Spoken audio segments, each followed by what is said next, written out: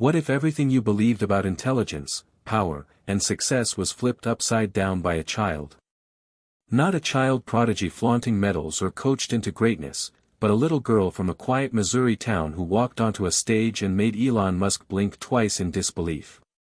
What if you saw that moment unfold live, as a packed auditorium fell completely silent, and the richest man in the world found himself losing ground, not to a rival CEO, not to a veteran scientist, but to an 8-year-old with tangled hair, a slightly oversized hoodie, and a hand-built robot in her backpack?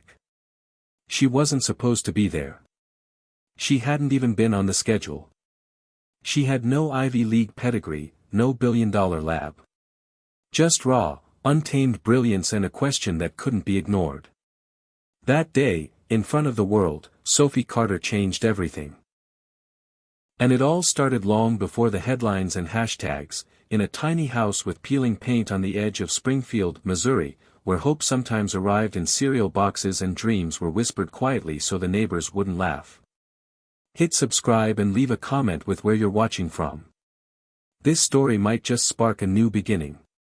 What's one thing that always pushes you forward, even when things get tough? When Sophie was 5, she asked her mom if the moon had feelings. Rachel Carter had chuckled, not because the question was silly, but because it came from such a serious face. Sophie always asked questions like that, ones that sounded like riddles, but came from a place of genuine curiosity. Rachel didn't answer like other parents might. She said, "Well, what if it does? Let's try to prove it." And Sophie, with her marker-stained fingers and stubborn little chin, ran straight to her bookshelf and began drawing diagrams about lunar surface temperatures and reflective light. It never stopped after that. By 6, she was dismantling radios to free the trapped music. By 7, she coded a simple AI chatbot to help her mom remember her appointments.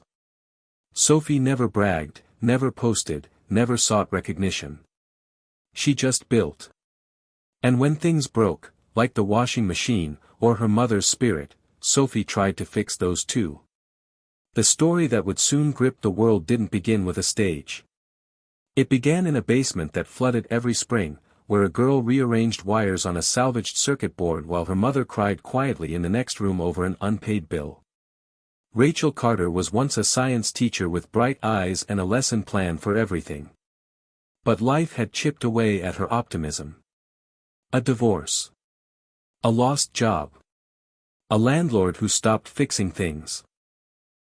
She carried her pain like a limp, silent, but obvious if you looked closely. Sophie looked closely. She always did. That's why, one cold morning, when her mother's coffee cup sat untouched and her eyes were red, Sophie handed her a crumpled paper titled, Project Smile Ray, a device that will help you feel better when you're sad.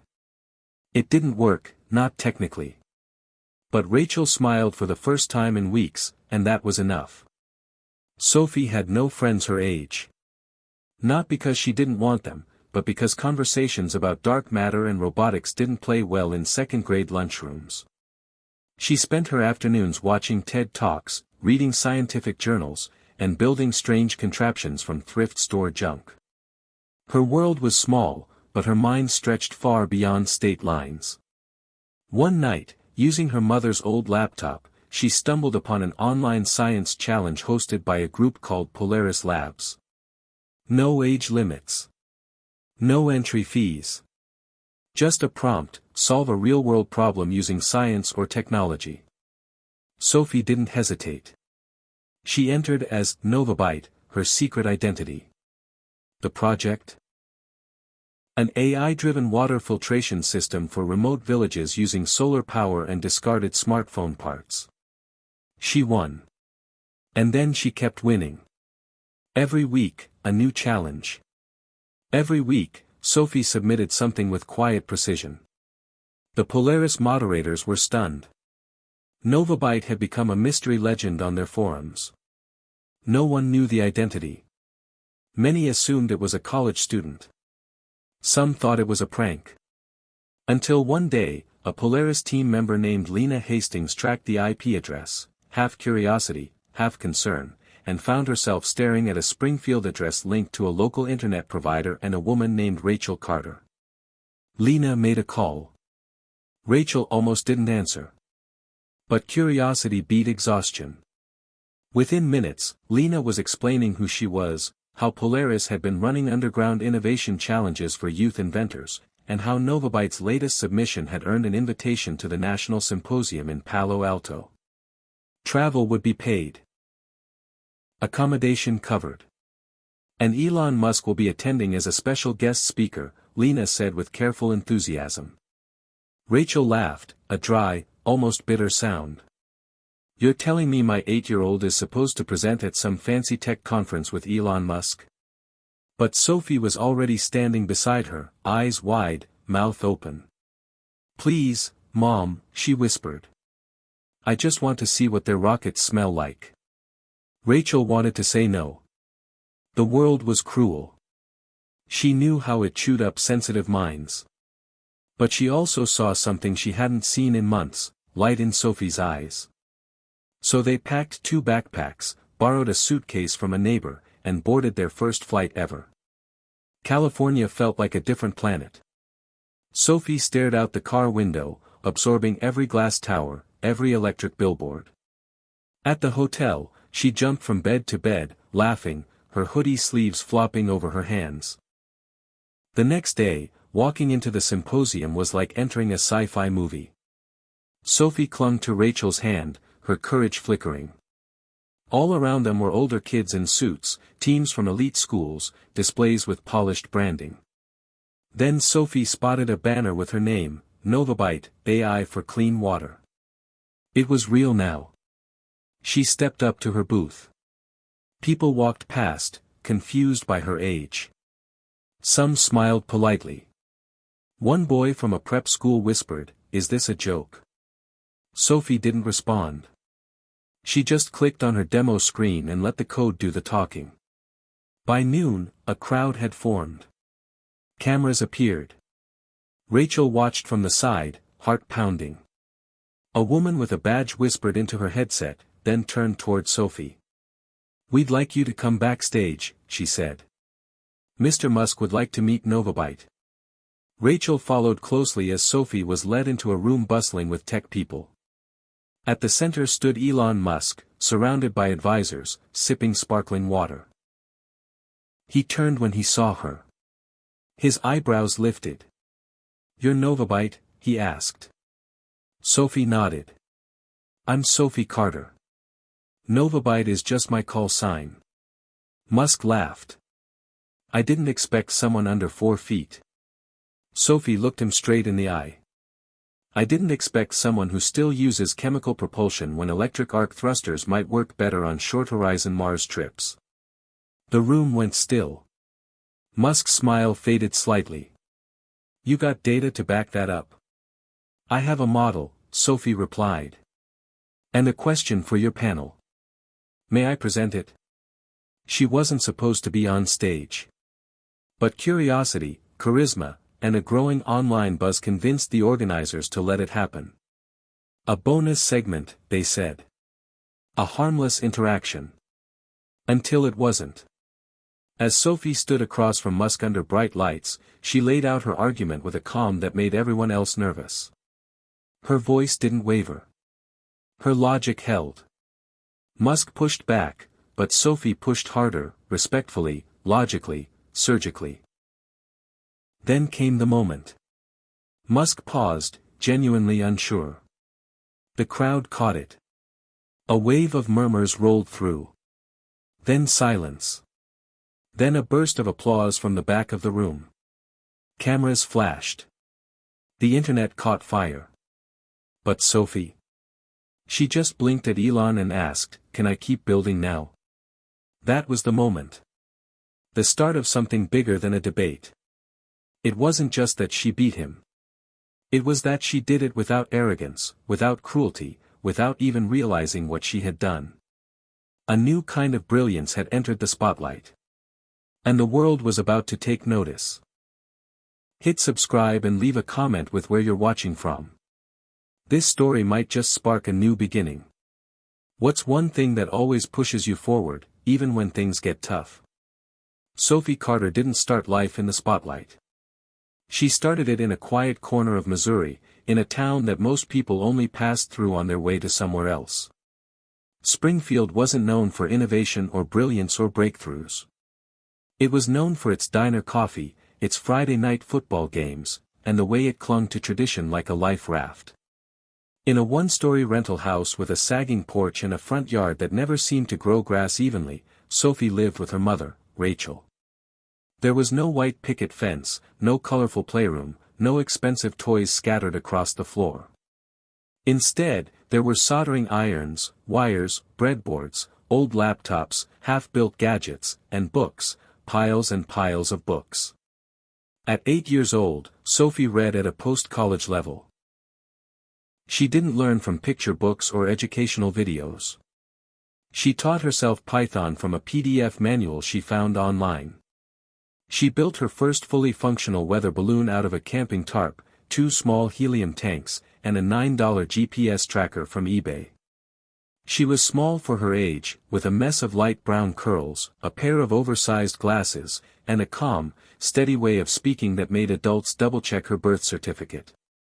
But she wasn't one of those prodigies pushed by a stage parent. Rachel Carter was the opposite of a stage parent. She was exhausted, overworked, and always worried about how she was going to pay for groceries. She didn't even know Sophie had entered her first robotics competition until the organizers called to verify her age. Rachel had once been brilliant herself. She taught high school physics before the layoffs hit. She once dreamed of working for NASA. But life took a sharp turn.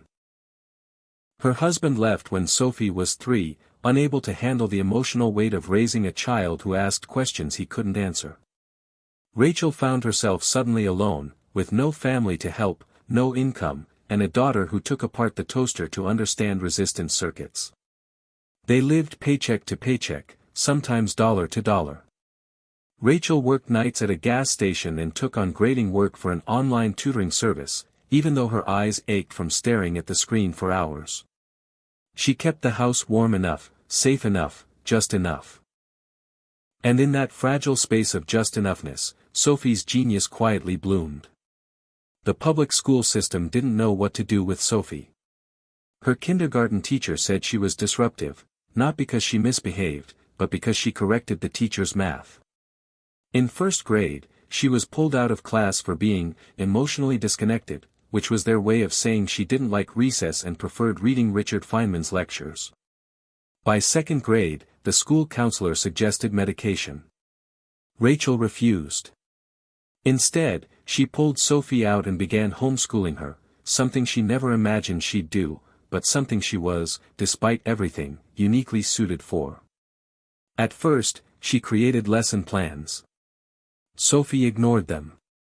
She taught herself by asking questions, about the stars, about how bones heal, about whether it was possible to train plants to respond to music. When she didn't understand something, she broke it down until it made sense. If she couldn't break it down, she built a model. If the model didn't work, she built another. Rachel tried to keep up, but eventually she just let Sophie lead. Her daughter had surpassed her long ago. Sophie didn't want much. She didn't care about fancy clothes or toys. She wanted components. Wires. Scrap parts. Junk.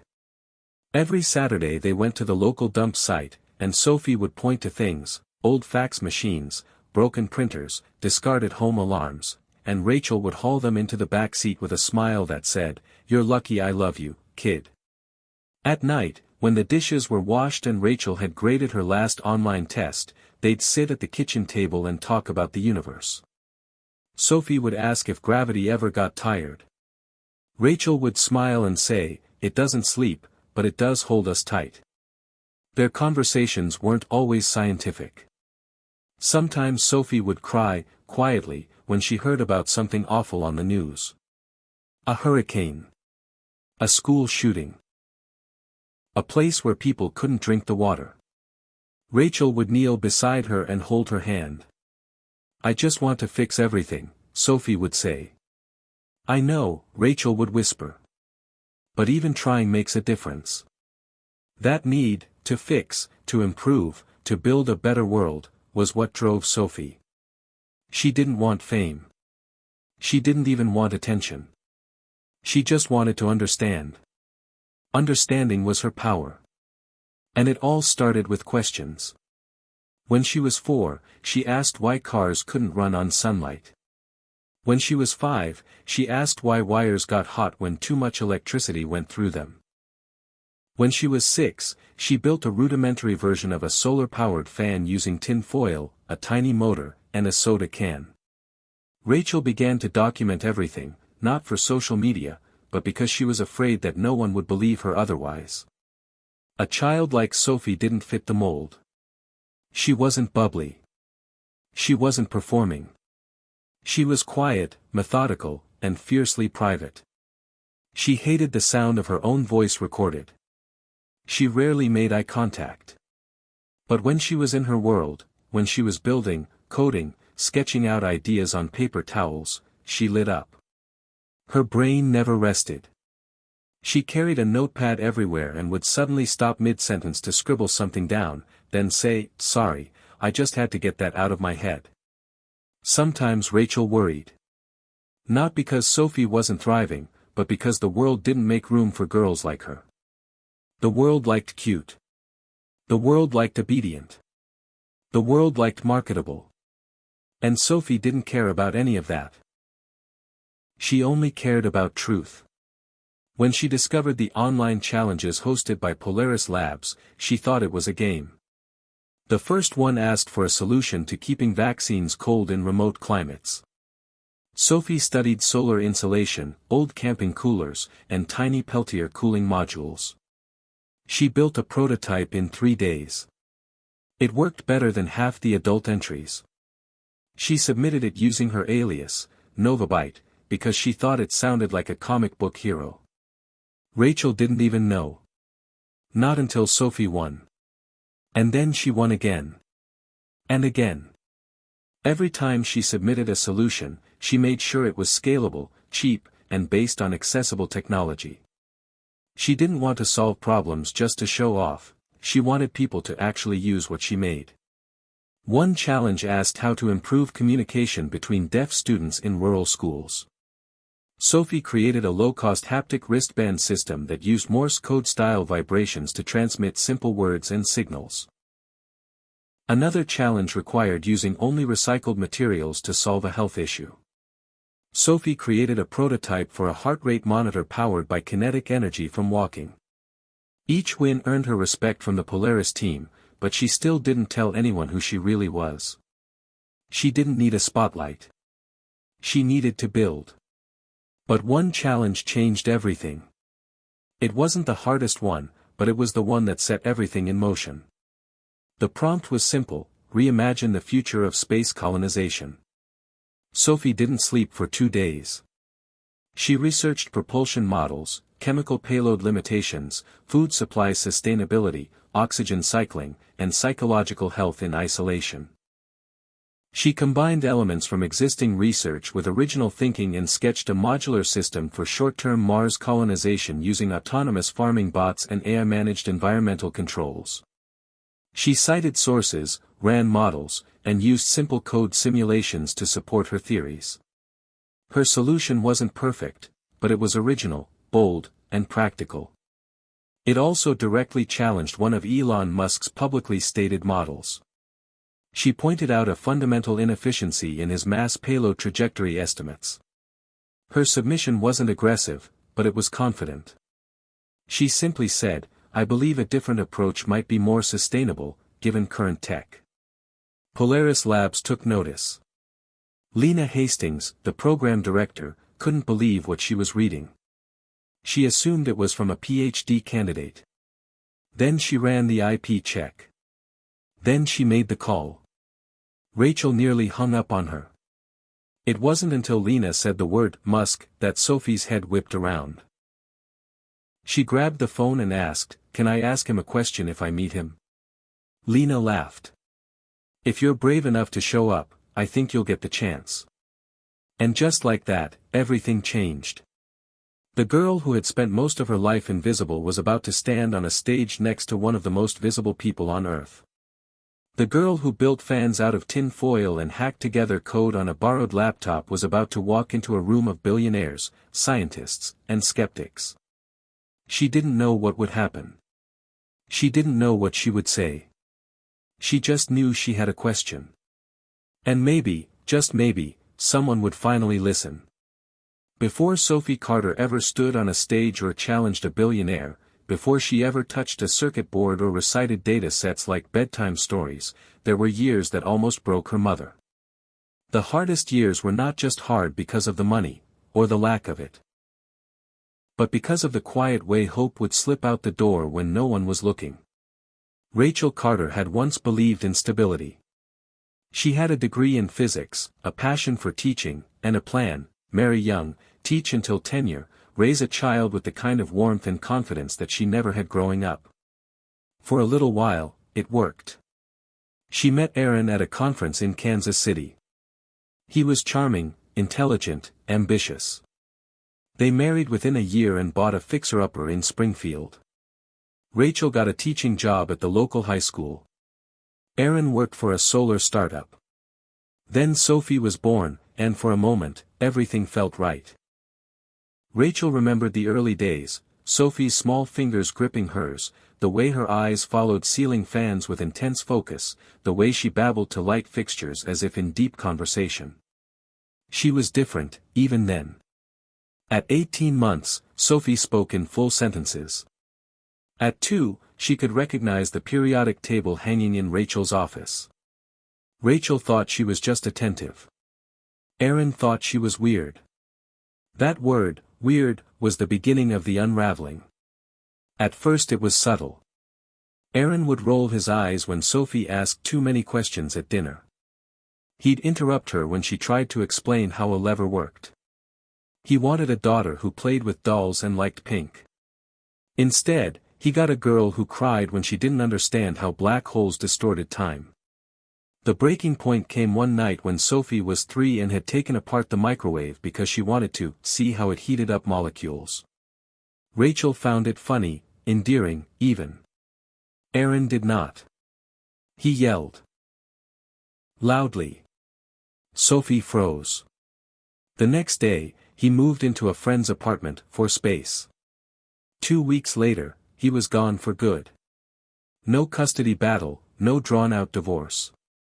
Just a man who left because his daughter made him uncomfortable and his wife didn't seem to care. Rachel didn't fight it. She didn't have the energy. She focused on Sophie, who never asked where her father went. Instead, she asked how batteries worked and whether birds felt electricity in power lines. Rachel's job at the school paid just enough to get by, but not enough to save. When budget cuts came 2 years later, her position was one of the first to go. Teaching science, they said, wasn't a priority right now. She applied everywhere: community colleges, tutoring centers, even fast food restaurants. She took gigs grading standardized tests and managing online STEM discussion boards for underfunded charter schools. Some nights she made less than minimum wage for the hours she put in. They sold the house. Moved into a rental that smelled like mildew and had a slanted kitchen floor.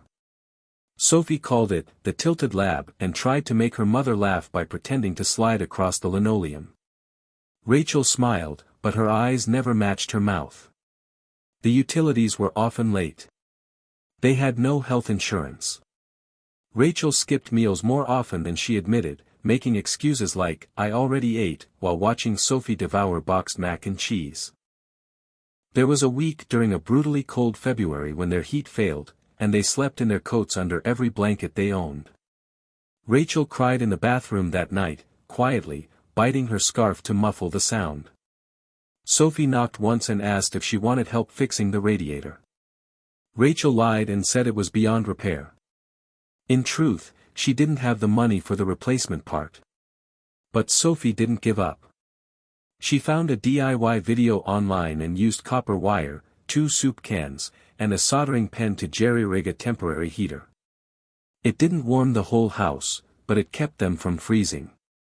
Rachel looked at her daughter that night, covered in soot, eyes glowing with pride, and felt two things at once, awe and guilt. Awe that Sophie had figured it out. Guilt that she had to. Homeschooling had started as a necessity, not a choice. After being labeled disruptive and emotionally unfit for classroom environments, Sophie was pulled from school at Rachel's insistence. The school didn't argue. They were relieved. Rachel tried to replicate a curriculum at home, downloading lesson plans, buying used textbooks online. But Sophie devoured them faster than Rachel could prepare. Eventually, Rachel stopped pretending to lead and instead followed. Sophie would wake up and announce, "Today I want to learn about mitochondria," and Rachel would scramble to find relevant resources. Or Sophie would say, "What if plants could talk to each other through light," and disappear into the garage for hours. Rachel worried sometimes that her daughter wasn't learning the right things. That she wouldn't pass state benchmarks. That she'd be penalized for not coloring inside the lines of standardized expectations. But every time she doubted, Sophie would do something that erased all fear. She'd build a sensor out of a broken smartwatch that could detect shifts in humidity. She'd read biology dissertations and annotate them in the margins. She once wrote a 10-page paper arguing for ethical frameworks in AI development and cited sources that Rachel had to look up herself. Rachel kept a folder on her old laptop called Sophie Miracles. It had scans of sketches, screenshots of code, photos of projects. She didn't post them online, didn't share them with the world. They were hers. Proof that she hadn't failed, even when everything else said she had. But even miracles don't pay bills. There were moments that Rachel never spoke aloud, when she thought about giving up. About calling her sister in Seattle and begging for help. About putting Sophie in the system and hoping some rich STEM boarding school would recognize her genius. About disappearing. But then Sophie would look at her with that same calm, steady gaze and say something like, "I think I figured out why the Arduino board short-circuited," and Rachel would remember who she was doing this for. Not for herself. Not even for pride. But for this small human being who saw the world not as a threat, but as a puzzle worth solving. Still, the world crept in. Landlords who threatened eviction. Collection calls. School district letters warning about state testing compliance. Food pantries where Rachel stood in line with her head down, hoping no one recognized her. Through it all, Sophie stayed focused. Building. Learning. Dreaming. Not because she didn't notice the hardship, but because she wanted to fix it. When she was 7, she designed a low-energy water purifier using UV LEDs and repurposed smartphone batteries. She tested it in the backyard with water from a kiddie pool. It worked. When Rachel asked why she chose that project, Sophie said, "Because it's not fair that kids get sick just from drinking water." That was her North Star, fairness. Not justice in the angry sense, but balance. She wanted the world to make sense. To follow rules. To be kind. And Rachel, no matter how tired, always encouraged her. Because in a world that had taken so much from them, Sophie's mind was something no one could steal. So Rachel shielded it. Protected it. Believed in it when no one else did. Until one day, a phone rang. And everything they had quietly suffered through, all the years of just getting by, all the nights of solder fumes and dim hope, suddenly pointed to something neither of them could have predicted: a plane ticket, a stage, and a man who had once said that school is boring because it doesn't explain why. Sophie had found her why. Now it was time to share it. The flight to California was the first time Sophie had ever been on a plane. She stared out the window the entire time, her nose smudging the glass as she watched the clouds drift beneath her like floating continents. She asked the flight attendant questions about cabin pressure and air circulation and why the windows were round. She didn't fidget, didn't complain, didn't get nervous when the engines roared. She just observed. Rachel, on the other hand, gripped the armrest until her knuckles turned white. She hadn't flown in over a decade and had forgotten how unnatural it felt to sit calmly in a metal tube shooting through the sky. But when she looked at Sophie, legs dangling, hoodie sleeves pushed up, eyes bright with wonder, some of the tension melted. Rachel reminded herself this wasn't just a trip. This was a hinge moment. One of those days people look back on and say, that's when everything started to change. Palo Alto was bright and dry, like it had never even heard of the kind of cold that made Missouri bones ache. The rental car, arranged by Polaris, was a small electric sedan with touch screens on everything, including the air vents.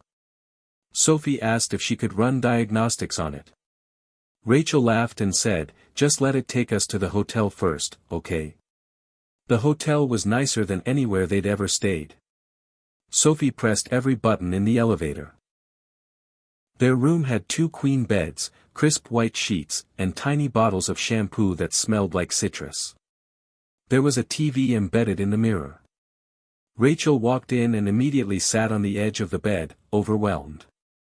Sophie walked to the window and stared out at the skyline, not in awe, but in analysis. It's like someone built SimCity and forgot to turn off the cheat codes, she said. Rachel didn't know whether to laugh or cry. The next morning was a blur of lanyards, badges, orientation schedules, and polite people in expensive shoes. The National Symposium on Youth Innovation was being hosted in a gleaming tech campus with high ceilings and walls made of glass. Rachel felt like a stranger at a party she hadn't been invited to. Everyone seemed taller, wealthier, more prepared. Parents stood in small clusters, drinking eco-friendly coffee and comparing their children's achievements like stock portfolios. Sophie didn't seem to notice. Or maybe she just didn't care. She wore her usual hoodie, jeans, and sneakers that lit up when she walked. The other kids had uniforms or matching team jackets. Sophie carried her robot in a backpack she had patched herself. It had taken her 6 weeks to build the prototype. It was called Clean, a compact, low-energy, autonomous node for water filtration and atmospheric analysis. It wasn't flashy, but it worked. Really worked. The judges didn't know what to make of her at first. They stopped at her booth, saw her age, gave a polite smile. Then she began explaining her system. The smile faded. Not in a bad way, in a recalibrating way, like they were realizing they were dealing with something they hadn't anticipated. She talked like a grad student, not a kid. She answered technical questions without blinking. She cited sources. She challenged assumptions, gently but firmly. By mid-afternoon, a small crowd had gathered. Sophie wasn't performing. She wasn't trying to impress anyone. She was just excited. She wanted to explain what she'd built, and why. She wanted them to understand. That's what made her different. Not just smart, but curious. Not just gifted, but giving. The symposium had breakout rooms, panels, and workshops. Sophie skipped most of them. Not because she was above it, but because she wanted to explore. She wandered through the innovation hall like she was collecting puzzle pieces. She made notes. Took photos. Asked questions that stumped the exhibitors. A tech recruiter from a Boston robotics company whispered to Rachel, "How old is she again?"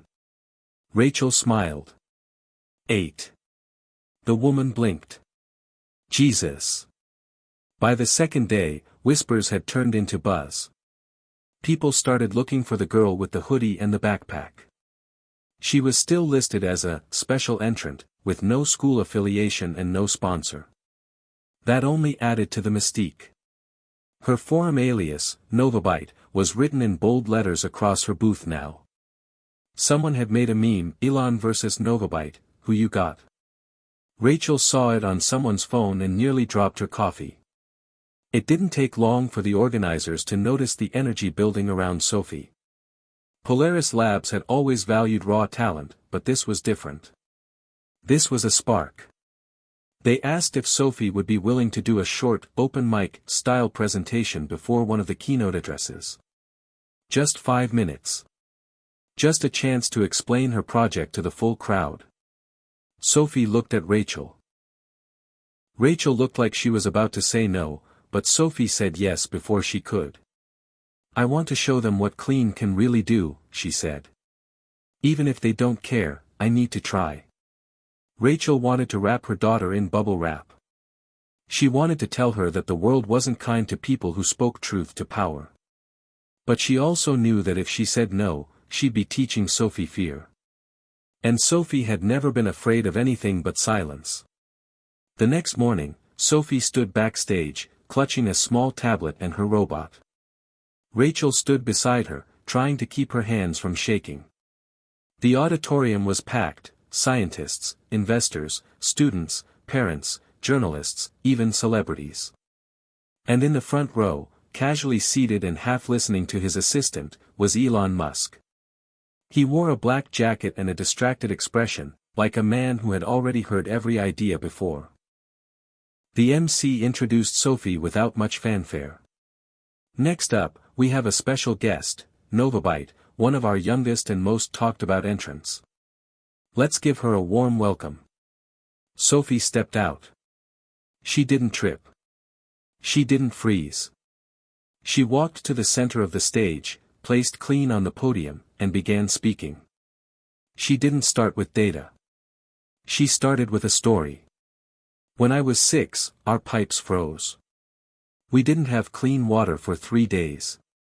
My mom said it would be okay, but I saw her boiling snow on the stove. I decided then that water shouldn't be something people worry about. So I built this. She gestured to the robot. Clean is designed for small communities that can't afford big infrastructure. It uses AI to adapt to different water sources, filters contaminants using layered microfiltration, and powers itself with a solar cell and backup kinetic charger. You can kick it like a soccer ball and it'll charge itself. The crowd chuckled. But she wasn't joking. She powered it on. It hummed softly. A screen lit up with a water test simulation. But this isn't just about tech, she continued. It's about who gets to feel safe. Who gets to dream. My question is simple, if we can send people to Mars, why can't we give every kid on Earth clean water? There was a pause. Not a dramatic pause, just silence. A kind of recalibration. Elon Musk sat up straighter. Sophie continued, shifting gears. I read your paper on short-term Mars colonization, she said, eyes on Elon. It's brilliant. But I think there's a way to optimize thrust-to-payload ratios by adjusting the arc trajectory using orbital resonance with Phobos. I ran a model. Want to see it? She tapped her tablet. A chart appeared on the large screen. Sophie launched into an explanation, using terms that left half the room scrambling to keep up. Elon responded. He stood up, smiling now, curious. You ran this simulation yourself? Sophie nodded. I built the simulator. Python-based. I used open-source orbital mechanics data. Elon asked a question. Sophie answered. Another. She answered again. The debate lasted only 6 minutes. But those 6 minutes would ripple across the world. Because at one point, Elon paused, not because he had nothing to say, but because he realized he'd been wrong. And an 8-year-old had just shown him how. The moment was caught on every camera in the room. Sophie didn't gloat. She didn't smile. She just looked at him and said, "We're all still learning, right?" The crowd erupted. Not because she beat him, but because she reminded them what science was supposed to be, curiosity without ego. Elon laughed. He extended his hand. Sophie shook it.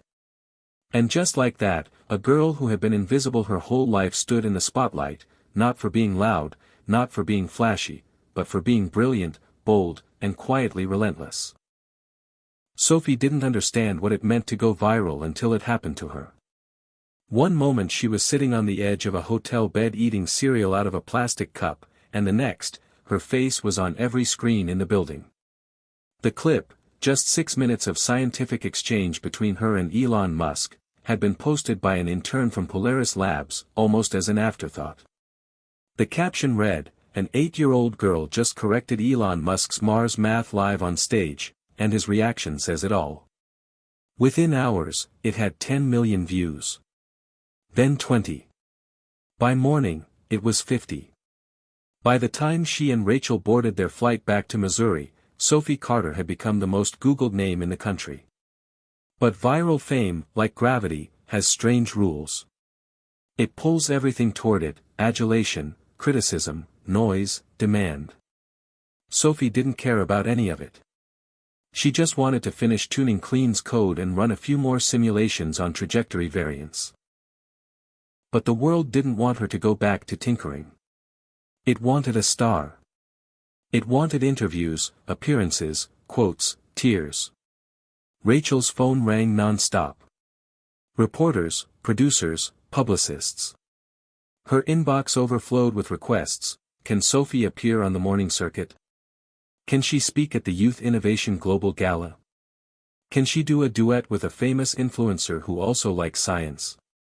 There were offers, ridiculous, absurd offers. A toy company wanted to create a "Build Like Sophie" doll line. A fast food chain wanted her to star in a commercial where she redesigned their drive-thru with kid genius logic. A reality TV producer wanted to shoot a show called The Little Professor. Rachel was overwhelmed. But Sophie just shook her head at every pitch and said, "That's not the kind of building I want to do." Still, they couldn't hide. Sophie's image was everywhere. People recognized them at the grocery store. Neighbors who used to avoid eye contact now knocked on the door with news cameras following them. "We knew she was special," they'd say, even if they hadn't said a word to Sophie before. One parent from her old school wrote a long Facebook post about how their son had once played with Sophie, and it was clear then she was destined for greatness. Sophie didn't remember the boy's name. And not everyone was kind. The internet, for all its cheering, has a sharp edge. Some said Sophie was a fraud, that the whole event had been scripted. Others said her mother was manipulating her for fame. Trolls posted that no 8-year-old could understand orbital mechanics. One comment read, "She's probably just parroting what her mom told her." Another, more vicious, "Let's see her survive in the real world without her little robots and science fairy tales." Rachel tried to shield Sophie from it, but Sophie wasn't fragile. She knew what the internet was. She had built things on it, learned from it, gotten lost in its wonder. But she also knew it had corners best avoided. "I don't read the comments," she said flatly one night. "They're not part of the data." Rachel laughed, but her eyes were tired. She hadn't slept more than 4 hours since the debate. A publicist from Polaris had been assigned to help manage the chaos. Her name was Joy, and she was relentlessly positive. Too positive. "This is an opportunity," Joy kept saying. "We can build a brand. Get Sophie on the conference circuit. Write a book. Maybe partner with a children's media platform to tell her story in animation form." Rachel wanted to scream. But she smiled and nodded. She knew how this worked. Say no too loudly, and they'd stop helping. Say yes to everything, and they'd eat Sophie alive. She had to walk the tightrope, one cautious step at a time. Sophie, meanwhile, continued building. She didn't want a book deal. She wanted a better solar array for Clean. She didn't want an animated version of herself. She wanted to test a new water sensor that could detect not just bacteria but heavy metals. The world saw her as a viral sensation. But Sophie didn't want to go viral. She wanted to go deeper. Into the science. Into the questions. Into the solutions that no one else seemed to have time for.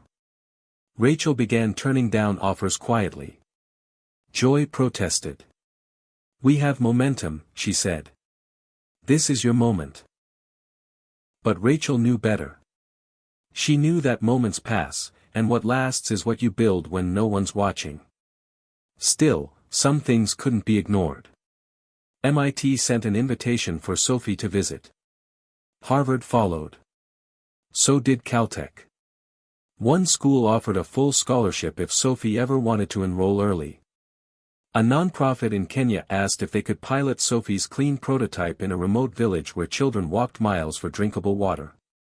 That one made Sophie pause. They could really use it, she asked. Rachel nodded. They really could. Sophie got to work. She improved the code, made it modular, rewrote the instructions in pictograms so it could be understood without English. She worked late into the night, mumbling to herself, adjusting circuits with tweezers, sketching diagrams on the wall. Rachel watched her daughter and felt something swell in her chest, not just pride, but a fierce sense of purpose. This was why they had survived the hard years. For this. Not the fame, not the interviews. The impact. A few weeks later, they shipped 4 units of clean to Nairobi. Rachel posted a single update to Sophie's blog with the headline, "Science should be useful." It got shared tens of thousands of times. Quietly, without fanfare, Sophie had made a real-world difference. And that difference led to another call. This time, from a woman named Dr. Lina Voss, a physicist, environmentalist, and advisor to the United Nations Future Earth Initiative. "I've been following Sophie's work," Dr. Voss said. "We'd like to invite her to a private roundtable in Geneva. It's a closed session. Only 10 people. Scientists, thinkers, people shaping policy for the next 50 years. We believe Sophie belongs there." Rachel was stunned. Geneva. The UN policy room. And her daughter. Sophie tilted her head. "Can I bring clean?" Dr. Voss laughed. "Absolutely." When they landed in Switzerland, the energy was different from California. There was no hype, no reporters, no cameras. Just quiet minds gathered to solve big problems. The roundtable was held in a stone building older than electricity. Inside, beneath arched windows and dim lights, sat 9 people, a climatologist from Norway, a marine biologist from Brazil, a philosopher from South Africa, a quantum computing expert from Japan. And then there was Sophie. 8 years old. Hair braided, hoodie replaced with a simple gray dress, clean in her lap like a loyal pet. The others introduced themselves with long titles. Sophie simply said, "I like to build things that help people." They nodded. No one condescended. No one questioned her place there. They asked what she thought about water access, about energy decentralization, about ethical AI deployment. Sophie answered plainly. She spoke in systems. In logic. In empathy. "Technology is only good if it makes someone's life better," she said. "Otherwise it's just noise." At one point, someone asked what she thought the future needed most. Sophie paused.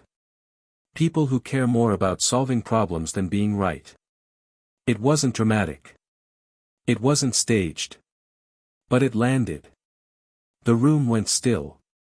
Later that night, Dr. Voss told Rachel, "Your daughter doesn't just belong here.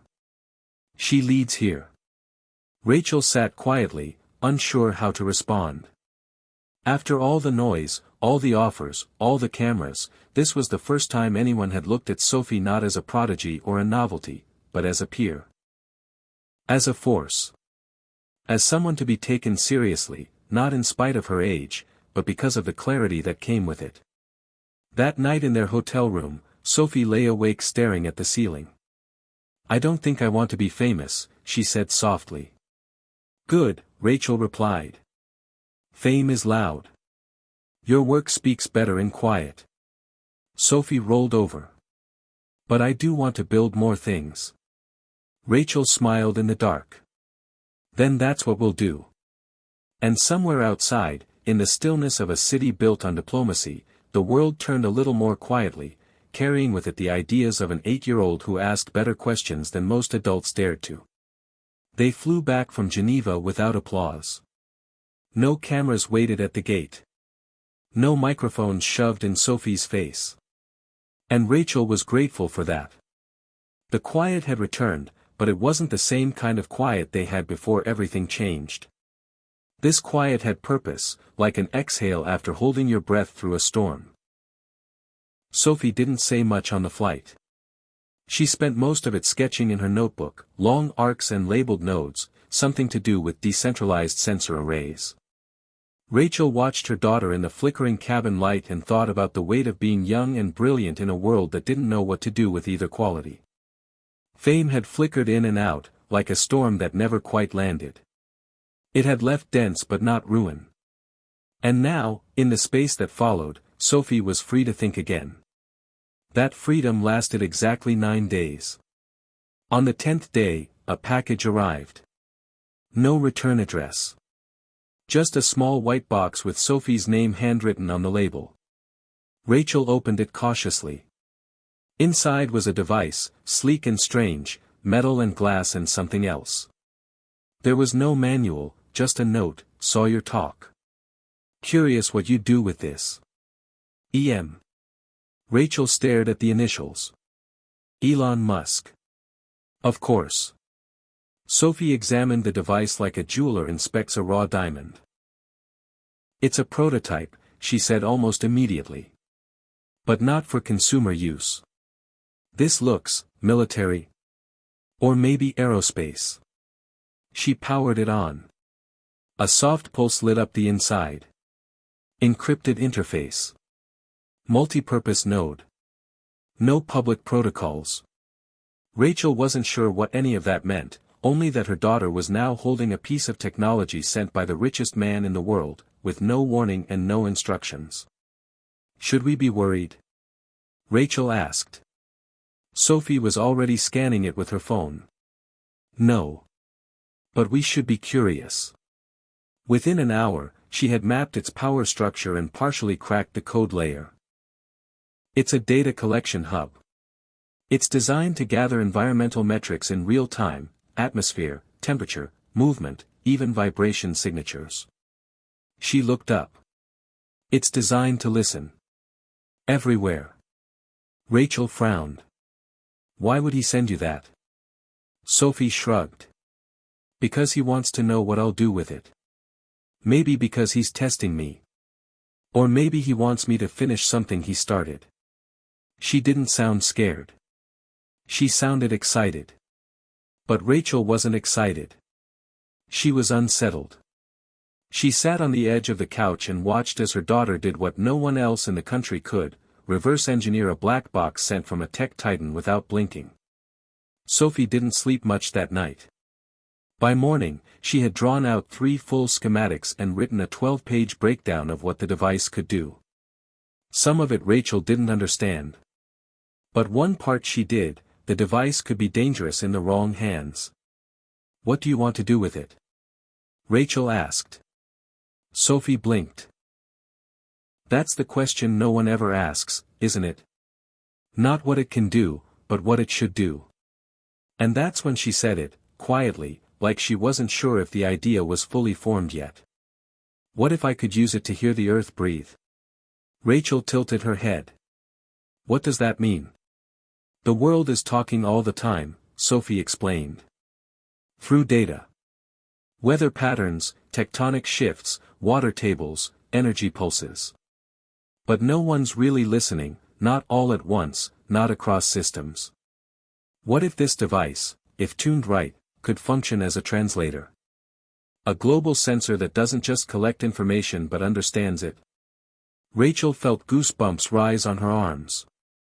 She had once built lesson plans about waveforms and feedback loops, but nothing had ever touched the kind of conceptual beauty Sophie saw in simple data. You think you could use this to make the planet readable? Sophie nodded. Not in words. But in alerts. In behaviors. What if we knew when the earth was stressed, when water sources were about to dry up, or when land was shifting before an earthquake? Not after, not too late. Before. She was glowing now, not with pride, but with purpose. Rachel sat very still.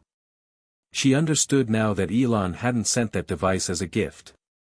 It was a test. Maybe even a provocation. But what he didn't understand, what none of them understood, was that Sophie didn't need his roadmap. She had her own. Over the next month, Sophie built it. She called it GAA, Geoacoustic Integrated Array. It was part software, part hardware, and entirely revolutionary. She retooled the device's sensors, repurposed parts from old phones and laptops, and used data models from open-source climate simulations. She pulled from everything she'd learned in Geneva and everything she had dreamed in silence. GAIA could listen to the world. It could identify early warning signs for environmental collapse. It could triangulate stress zones in aquifers. It could detect microshifts in the crust and use machine learning to predict potential tremors. But most importantly, it could speak. Not in human language, but in alerts, a coded, visual communication system that anyone with the GAIA interface could understand. Green meant stable. Yellow meant pressure. Red meant critical. Rachel watched her daughter turn Elon Musk's mysterious gift into a tool for global good. And she did it in a garage that still smelled faintly of mildew and solder. The news hadn't caught on yet. Sophie didn't post about it. She didn't try to go viral. But she did send a private message to Elon through Polaris Labs. One line. I listened. Your turn. It was weeks before he responded. And when he did, it wasn't in public. A car pulled up outside their house. Black, unmarked, silent. A woman stepped out. Mr. Musk would like to meet with Sophie again. Privately. Rachel hesitated. Why? Because she just built something that changes the game. And he knows it. Sophie said yes before Rachel could say no. They flew to Austin, this time on a private jet. Sophie didn't ask questions. She stared out the window like always, seeing patterns in the clouds. When they landed, a driver took them to a remote facility outside the city. It wasn't Tesla. It wasn't SpaceX. It was something else.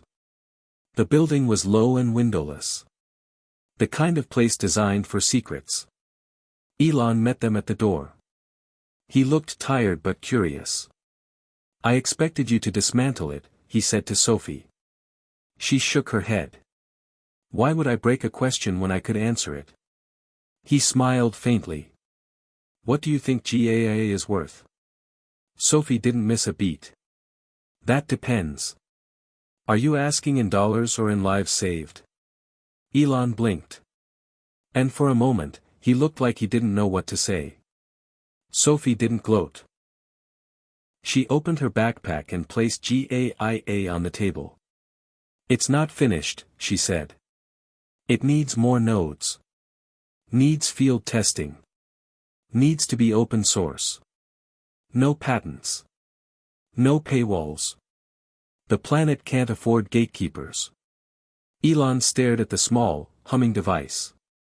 You want to give it away? Sophie nodded. You asked what I'd do with it. This is what I'd do. The room went quiet. Rachel felt her heartbeat in her throat. Elon finally spoke. You're going to change everything. And they're not ready for you. Sophie smiled. Then we better start getting them ready. The meeting lasted less than an hour. When it ended, Elon didn't offer money.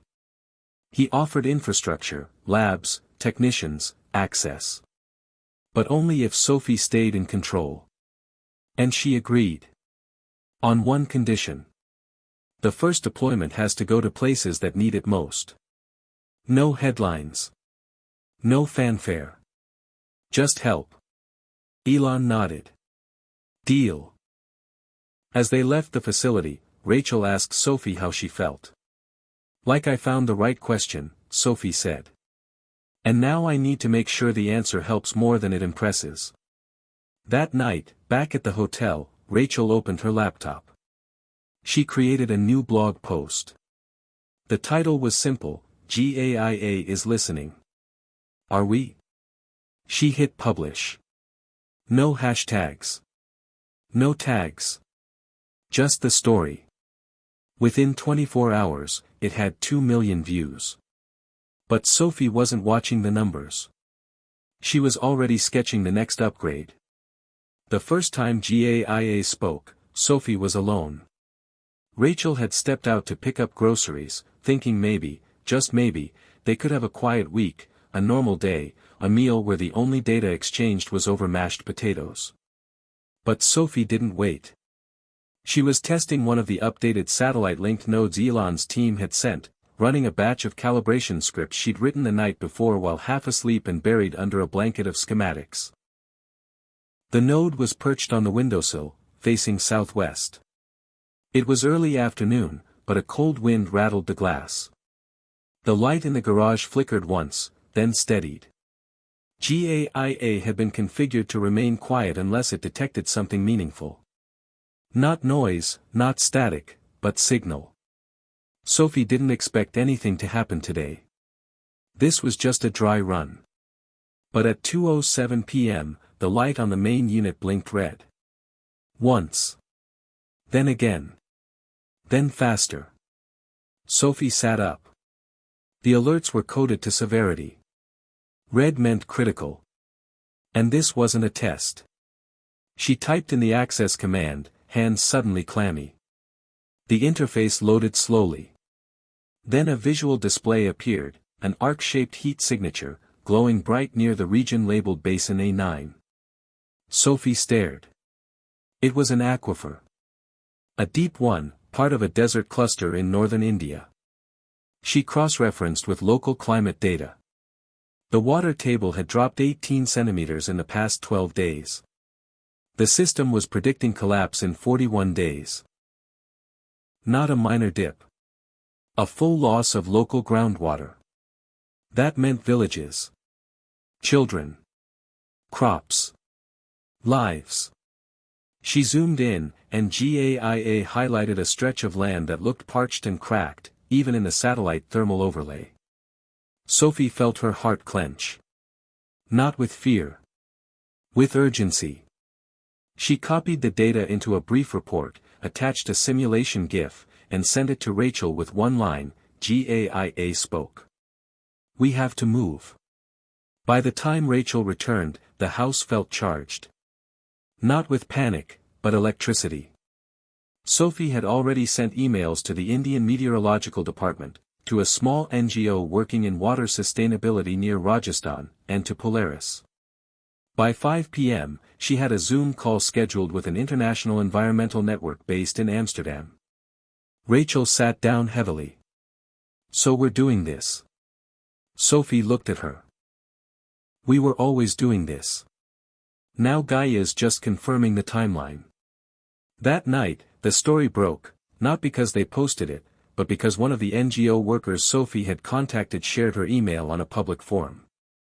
Within hours, headlines were everywhere: 8-year-old climate prodigy predicts water crisis weeks before government warning. News outlets began scrambling for interviews.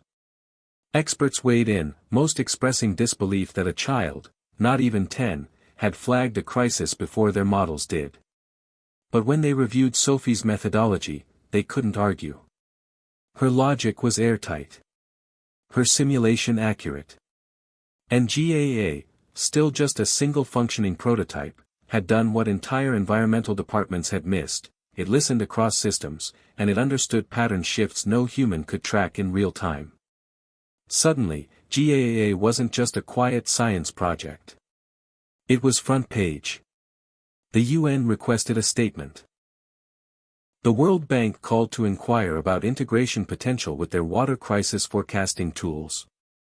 And Sophie, calm, deliberate, dressed in an oversized hoodie with a graphite stain on the sleeve, spoke at a live-streamed emergency panel with 5 of the most powerful water policy leaders on the planet. She didn't lecture. She didn't perform. She simply laid out the facts. We don't have a water problem, she said, voice steady. We have an attention problem. The data is there. We just don't listen soon enough. When asked what GAA needed, she answered without hesitation. Distribution. I need nodes on every continent. Rural areas, cities, coastlines, underground networks. I need partners who don't care about credit. Just coverage. The planet doesn't care who gets the press release. It just needs us to act before it breaks. Her words landed like a dropped match in dry grass. In the next 48 hours, 14 organizations reached out offering satellite time, sensor access, and deployment support. MIT offered to create open-source kits based on Gaia's architecture, free to any non-profit that requested them. A group of engineers in Chile volunteered to build 500 nodes using recycled electronics. A shipping company pledged to deliver them at no cost. It was happening. Slowly, but undeniably. Sophie didn't celebrate. She got to work. She refined the algorithms, made the interface even simpler, and wrote modular code that could be updated remotely with minimal bandwidth. She called it GAA Lite, optimized for areas with limited power or internet. And then, she did something unexpected. She asked Elon to back off. You did your part, she told him in a call. But this can't be a SpaceX thing. Or a Musk thing. This has to be a planet thing. No logos. No brands. Just action. Elon paused. Then nodded. Understood. The world was still watching. Sophie became a symbol, unwilling, maybe, but potent. Talk shows, magazines, editorial columns tried to define her, the girl who listened. The child who outran climate models. Elon's young challenger. Novabyte, the whisperer. But Sophie ignored all of it. They can name me, she said to Rachel one night, curled up on the couch with GAIA humming beside her. I just want GAIA to be heard. Rachel felt something shift in her then, a pride too vast for words. Her daughter hadn't asked for a stage. She'd built a tool. A listening machine. And through it, she was giving the planet its voice back. That week, GAIA predicted another anomaly, this time in the southern hemisphere. An unexpected rise in tectonic pressure beneath a coastal ridge in Peru. Sophie alerted authorities. She attached a simulation. Within 48 hours, the government evacuated the nearby fishing villages. 4 days later, a tremor hit. Not massive. But strong enough that, without warning, lives would have been lost. Because of Sophie, they weren't. The Peruvian Prime Minister released a statement thanking the International GAIA Coalition and the young innovator whose vision made it possible. Sophie didn't issue a statement back. She was too busy tweaking the interface for use by people with vision impairments. Rachel watched all of this unfold and felt like she was riding shotgun to history. Not just as a parent, but as a witness to something new. Not just a genius child, but a redefinition of what genius could do. One morning, as the coffee brewed and birds tapped gently at the window, Rachel asked, "Are you tired?" Sophie looked up from her laptop. "Not tired," she said. "Just, aware. There's so much more to listen to. And we're still missing half the signals."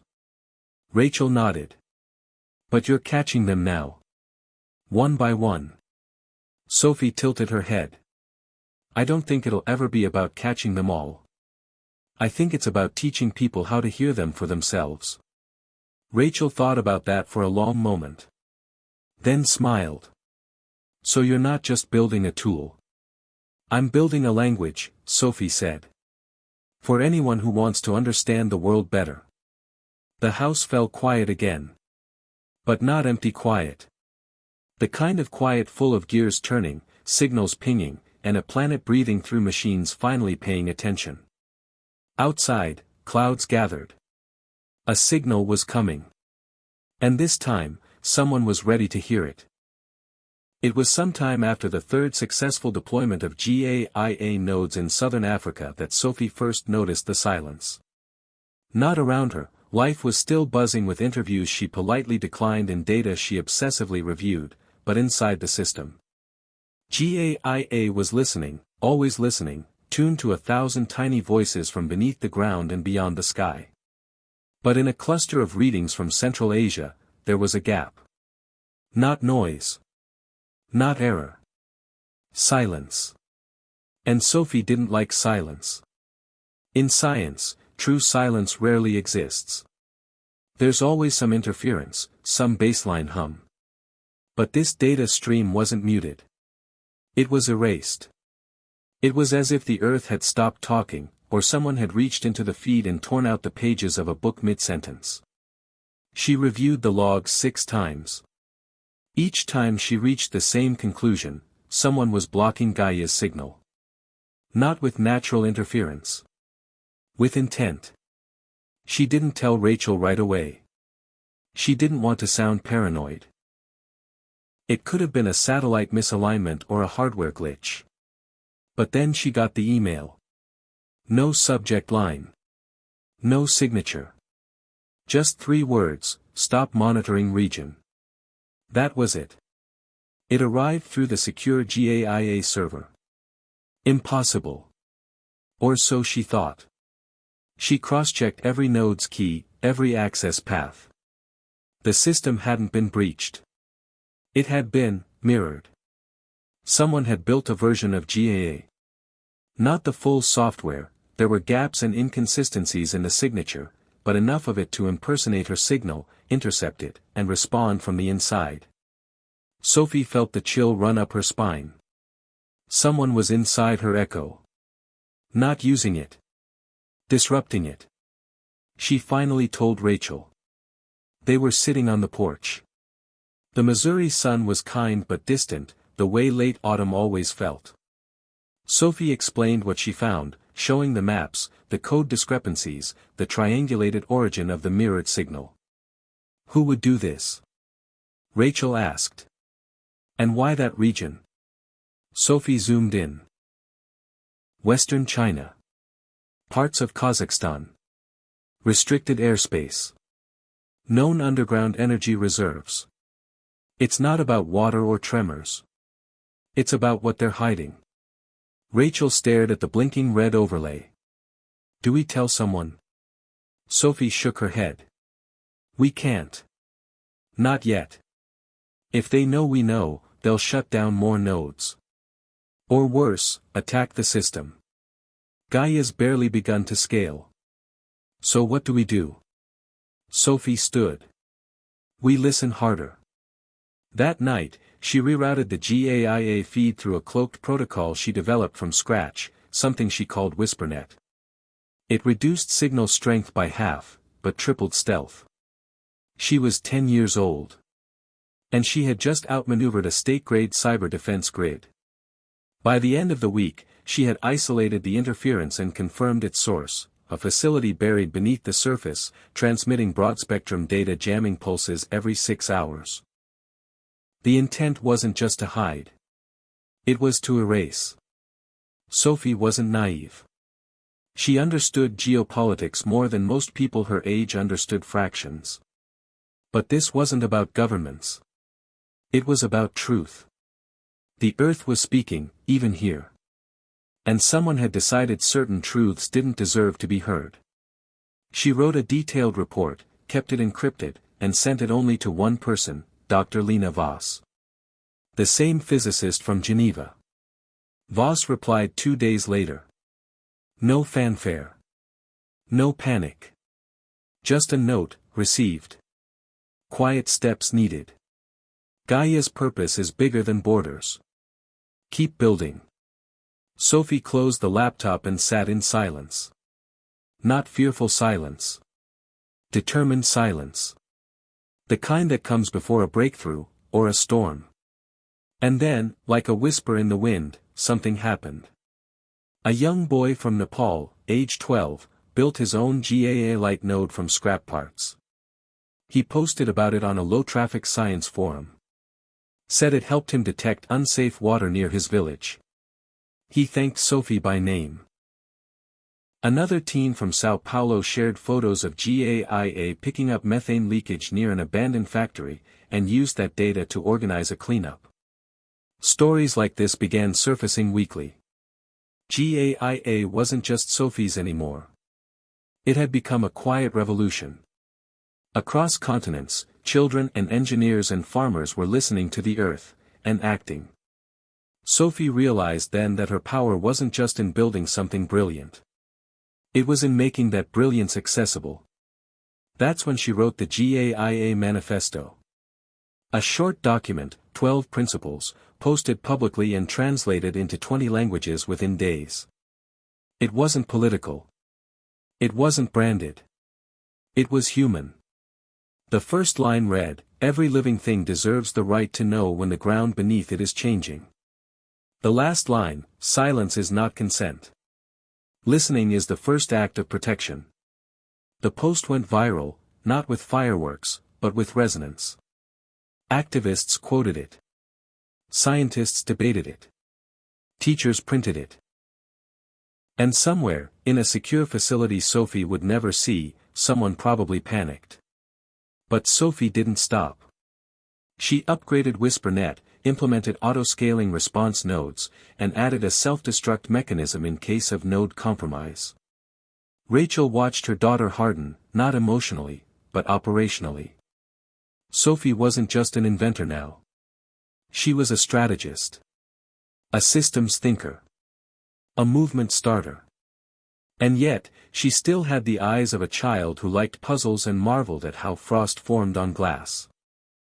One evening, as they were walking along a quiet path near the house, Rachel asked, "What scares you most?" Sophie didn't answer right away. She watched a squirrel dart into the bushes, then looked up at the fading light. "That will start hearing things, and ignore them anyway." Rachel felt her throat tighten. "Do you think we will?" Sophie looked straight ahead. "We already do." A few days later, GAIA flagged a shallow pressure build in the North Pacific Ocean. Sophie ran the models 3 times. The result was the same, a potential undersea landslide. Unlikely. But if it happened, it could trigger a minor tsunami. Not catastrophic. But serious. The data was forwarded to regional monitors.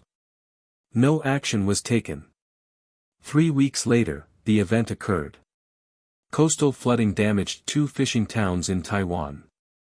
No lives were lost, but property was ruined. And the officials released a statement, there was no prior warning. Sophie read the article. Then closed the browser. She didn't scream. She didn't post. She rewrote the alert protocol. Doubled the threshold triggers. And created a direct public access feed for future GAIA warnings. "If they won't listen," she said quietly, "then we'll make sure the people can." It wasn't about blame. Sophie never chased credit. She chased signal. And more than ever, the signal was growing louder. A tectonic shift here. A melt acceleration there. A dry riverbed reactivating in the wrong season. GAIA became more than a network. It became a mirror. Showing humanity what it had refused to see. Some people responded with hope. Others with fear. A few with resistance. But they were all responding. And that, Sophie knew, was the point. One morning, as frost clung to the garage windows, Rachel walked in to find Sophie asleep at her desk, cheek pressed against a sketchpad. She covered her with a blanket and glanced at the latest drawing. It wasn't circuitry. It was a tree. A massive tree, its roots spreading beneath the earth, each labeled. Water. Light. Heat. Pressure. Breath. The branches were labeled too, response. Awareness. Connection. Care. At the top, in Sophie's handwriting, was the word, GAIA. Rachel sat down quietly, tears stinging at her eyes. Her daughter had built a machine. A language. A movement. But more than that, she had reminded the world how to listen. And in a world this noisy, that might be the most radical thing of all. They called it the Global Systems Integration Summit, but everyone just called it, the Room. It was held in Copenhagen, behind closed doors, invitation only, no media coverage allowed. The participants were a curated handful of world leaders, top-tier scientists, heads of multinational corporations, and defense liaisons. No one under 30 had ever been invited. Until Sophie. They didn't know what to do with her at first. Some assumed she was someone's daughter, tagging along. A few whispered that bringing a child into a room with the world's most classified climate models was a publicity stunt. But that changed quickly. Because when Sophie walked to the center of the glass-lined conference floor and placed her portable GAIA unit on the table without saying a word, the room fell completely silent. It was the same prototype she'd modified in the garage 6 months ago, only now it hummed with confidence. Sophie turned to the panel of 7 global delegates. GAA isn't asking for your permission, she began. It's already live in 71 countries. It's already saved 12 communities from catastrophic environmental failure. It's already out there, listening. What we're here to discuss is what you're going to do with what it hears. Some smirked. A few squinted skeptically. But none interrupted. Sophie tapped a button, and a holographic projection appeared mid-air, a time-lapse of deforestation in the Amazon over the last 4 years, overlaid with Gaia's stress pattern data and migration predictions of wildlife driven out by the changes. We always think of environmental data in snapshots. Reports. Forecasts. GAIA doesn't do that. It listens in real time, cross-indexing weather, pressure, seismic shifts, chemical traces, and bioacoustic feedback from thousands of sources. It's not a prediction. It's a warning bell. And this, she pointed at the flickering display of crumbling tree cover and dark red flashpoints. Is the bell screaming? One of the delegates leaned forward, fingers steepled. You're telling us that this device can see things our satellites and teams of analysts haven't yet flagged? No, Sophie said calmly. I'm saying GAA can feel them before you even know what to look for. That made them sit up. The conversation shifted after that. They stopped calling her, young lady, and started addressing her as, Ms. Adler. They asked real questions, hard questions. Could the data be tampered with? Sophie, each node hashes its signal using 3 independent blockchains. You'd have to break 1.4 trillion keys to alter a single alert. Could it be used for espionage? No facial recognition. No GPS logs unless approved by node hosts. GAIA doesn't care who you are, just what's happening under your feet. Could it be monetized? Sophie didn't flinch.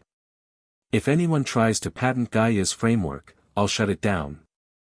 I'll take the code public, decentralize it completely, and remove all back-end control. This belongs to the Earth.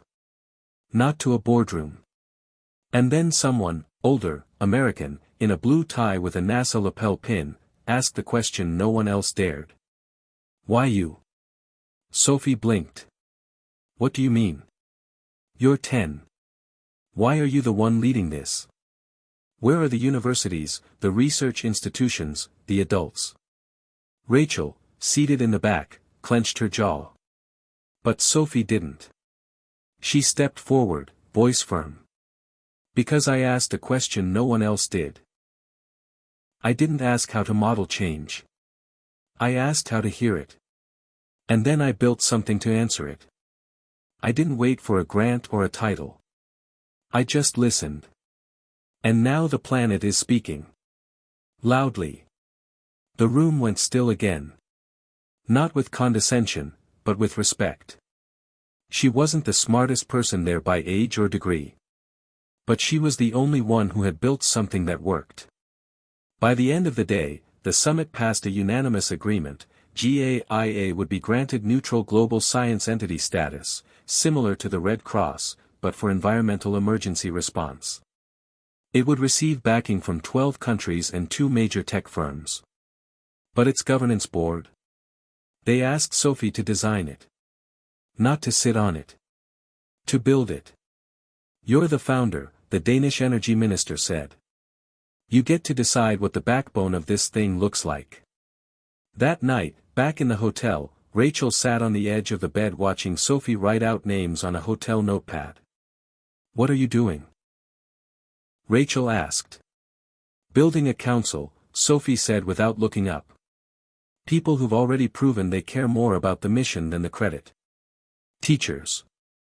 NGO leaders. A blind coder from Uganda who redesigned Gaia's colorblind interface. A farmer in Australia whose mapped soil quality shifts better than the national database. Not politicians. Not CEOs. Rachel was quiet for a moment. Do you ever miss being, just a kid? Sophie put her pen down. I think this is what I'm supposed to be. Not someday. Now. The next morning, Sophie did something even bolder. She released Gaia's full open-source code online. No announcement. No countdown.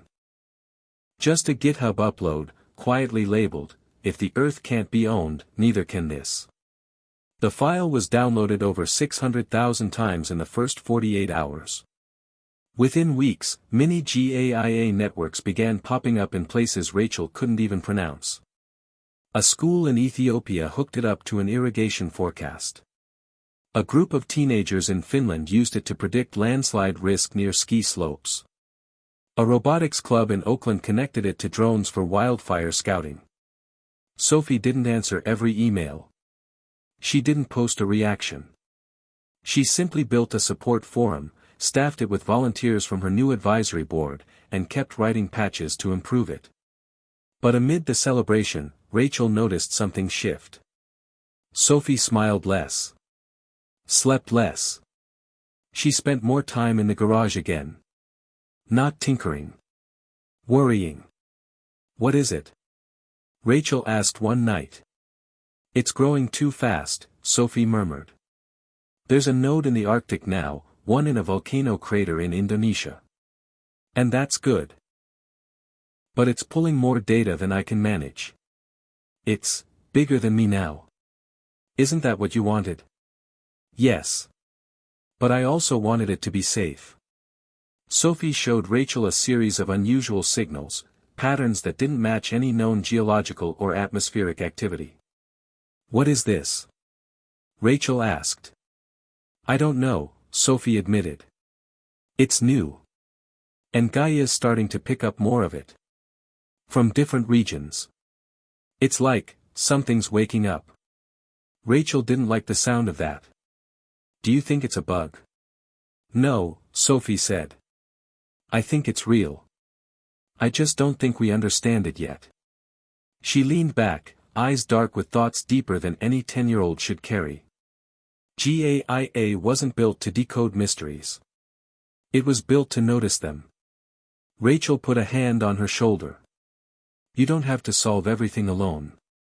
Sophie nodded. But I do have to hear it first. That night, Sophie stared at the live GAIA feed for hours. The Earth spoke in pulses and patterns. Most made sense. Water shifts, tremors, heat blooms. But some didn't. There was a rhythm in the unknown signals. Not chaotic. Consistent. Like a heartbeat. She began to write a new algorithm, something adaptive, something that could learn from the unknown instead of flagging it as error. She called it EchoMind. And as she wrote the first line of code, she whispered to herself, if the Earth is dreaming, we need to know what it's dreaming about. In the distance, a red light blinked on a node in Antarctica. A signal. Not of danger. But of something no one had expected. Something new. Hit subscribe and leave a comment with where you're watching from. This story might just spark a new beginning. What's one thing that always pushes you forward, even when things get tough? The Antarctic node blinked steadily, a small but persistent beacon on the vast, icy continent. Sophie stared at the screen, her breath fogging the cold glass of the window behind her. Outside, the night was absolute, a black canvas interrupted only by distant stars and the faint shimmer of auroras. The signal wasn't just unusual, it was singular. Unlike any tremor, pressure shift, or chemical change GAIA had ever detected, this pulse held an order, a pattern. It repeated every 67 seconds, an exact rhythm that didn't correlate with any known natural cycle. Sophie's mind raced. It's almost like a message, she whispered. Rachel, who had stayed up late again, looked over Sophie's shoulder. A message from the earth? Sophie nodded slowly.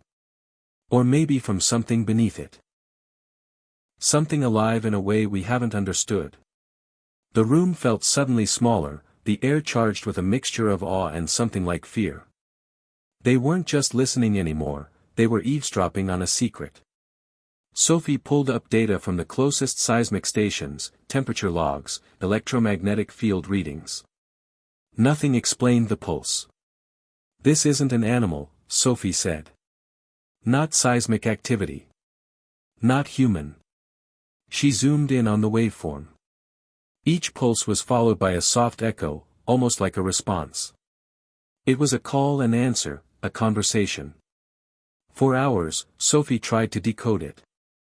She fed the signal into EchoMind, her new adaptive AI module designed to detect anomalies. The AI started to identify subtle shifts in frequency, almost like language. A primitive one. Repetitive. It's learning, Sophie said, eyes glued to the screen. Or trying to. Rachel rubbed her temples. Do you think it's intelligent? Sophie paused. I don't know. But if GAA can pick this up, maybe there are other signals like this, waiting to be found. The news hit the scientific community like a wave. A young prodigy had discovered a mysterious signal emanating from the depths beneath Antarctica, something no one had ever suspected. Overnight, a small army of geologists, biologists, linguists, and cryptographers turned their attention to Sophie's project. At first, some called it nonsense, a glitch in the data or a sophisticated prank. But as independent stations confirmed the pulses, skepticism turned to curiosity. Sophie was invited to join an emergency research coalition, a virtual summit of the brightest minds focused on the signal. Her presence, still surprising to many, was unchallengeable. She had found it. She understood GAIA better than anyone. The coalition's discussions went deep. Was this a new form of life? Microbial colonies communicating through electromagnetic pulses? Geological phenomena mimicking language? Or something else? Some suggested the pulses were remnants of ancient ice movements, frozen echoes from millennia past. Others speculated a biotic network deep beneath the ice, possibly the largest living organism on Earth, something so massive and slow that humans had never noticed. Sophie listened, fascinated, but also cautious. Whatever it is, she said during one virtual session, we have to be careful not to interpret this through our own biases.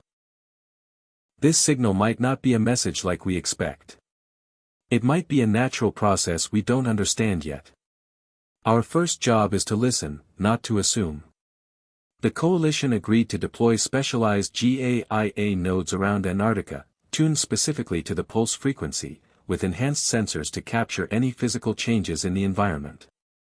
Sophie designed a mini-submersible drone to dive under the ice shelf, equipped with sensors and cameras, and linked to Gaia's network.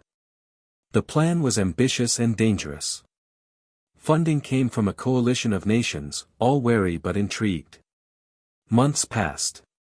Sophie barely slept, coordinating data, adjusting algorithms, and translating scientific jargon for international partners. Then, the drone launched. Live feeds streamed into Sophie's laptop. Ice sheets cracked like thunder, the submersible gliding through frozen caverns illuminated only by its own lights. Suddenly, the feed went dark. Silence. Sophie's heart pounded. The drone lost contact for 10 minutes, then slowly reconnected. What it showed next stunned everyone: vast underground caverns, glowing faintly with bioluminescent organisms clustered around vents, emitting pulses matching the mysterious rhythm. It was a living network, spanning miles beneath the ice. The pulses were indeed communication. But with whom? "This changes everything," Sophie told Rachel, voice barely a whisper. "We're not just studying the Earth. We're studying a hidden world." Governments scrambled to regulate the new discovery. Some saw potential for scientific breakthrough, others feared environmental damage or geopolitical exploitation. Sophie insisted on strict protections. GAA nodes were deployed in no-touch zones. All data was open source. The world watched as this deep ecosystem slowly revealed its secrets. Sophie became a reluctant spokesperson. Media outlets dubbed her the listener, a child who had opened a new chapter in Earth science. The pressure was immense. Amid the attention, Sophie found solace only in coding sessions with Rachel or quiet walks near their home, watching how nature still whispered around them. Yet, deeper questions gnawed at her. If this hidden network beneath Antarctica was alive and communicating, what else might the Earth be telling us? And what would happen when we finally understood the full message? One late night, Sophie received an encrypted message on her GAIA terminal. It was from Dr. Lena Voss. "Be careful. What you're hearing is just the beginning. There are layers to this signal. Some we may not be ready for." Sophie stared at the screen, mind racing. The Earth had many secrets. And she was the first to hear its voice. Days after receiving Dr. Lena Voss's cryptic warning, Sophie found herself tangled in a web of questions more complex than she had ever imagined. The Antarctic pulses had revealed a hidden world beneath the ice, but now a second, even more perplexing signal had started to appear within Gaia's expanding network, one that was subtle, elusive, and unlike anything detected before. It wasn't constant like the pulses but appeared sporadically in different parts of the globe, a faint rhythmic pattern buried deep within the noise of Earth's natural frequencies. Sophie first noticed it while running a routine data sweep, her eyes catching a peculiar spike hidden inside the Pacific Ocean's seismic noise. The pattern repeated, but with irregular intervals. "It's almost like a heartbeat," Sophie told Rachel as they pored over graphs and spectrograms late into the night. Rachel rubbed her eyes. "You think the planet has more than one heartbeat?" Sophie nodded slowly. "Or maybe it's not the planet. Maybe it's something inside it." They started cross-referencing this strange signal with all known human activity: no matches. No satellites, no submarines, no known animal migrations. It was a clean, mysterious signal coming from the depths. Sophie's adaptive AI, EchoMind, was struggling to classify it. This signal behaved unlike any natural phenomenon or man-made transmission. It was coded, deliberate, intelligent. As the days passed, the signal grew stronger and more frequent, moving from the oceans to volcanic regions, then to deep caverns beneath the Amazon rainforest. The scientific world was electrified by Sophie's findings, but the mystery deepened: who or what was sending these signals? At a global emergency summit convened virtually by the coalition, Sophie presented the evidence with a mix of excitement and caution. "We are possibly hearing something unprecedented. This is no mere environmental feedback loop.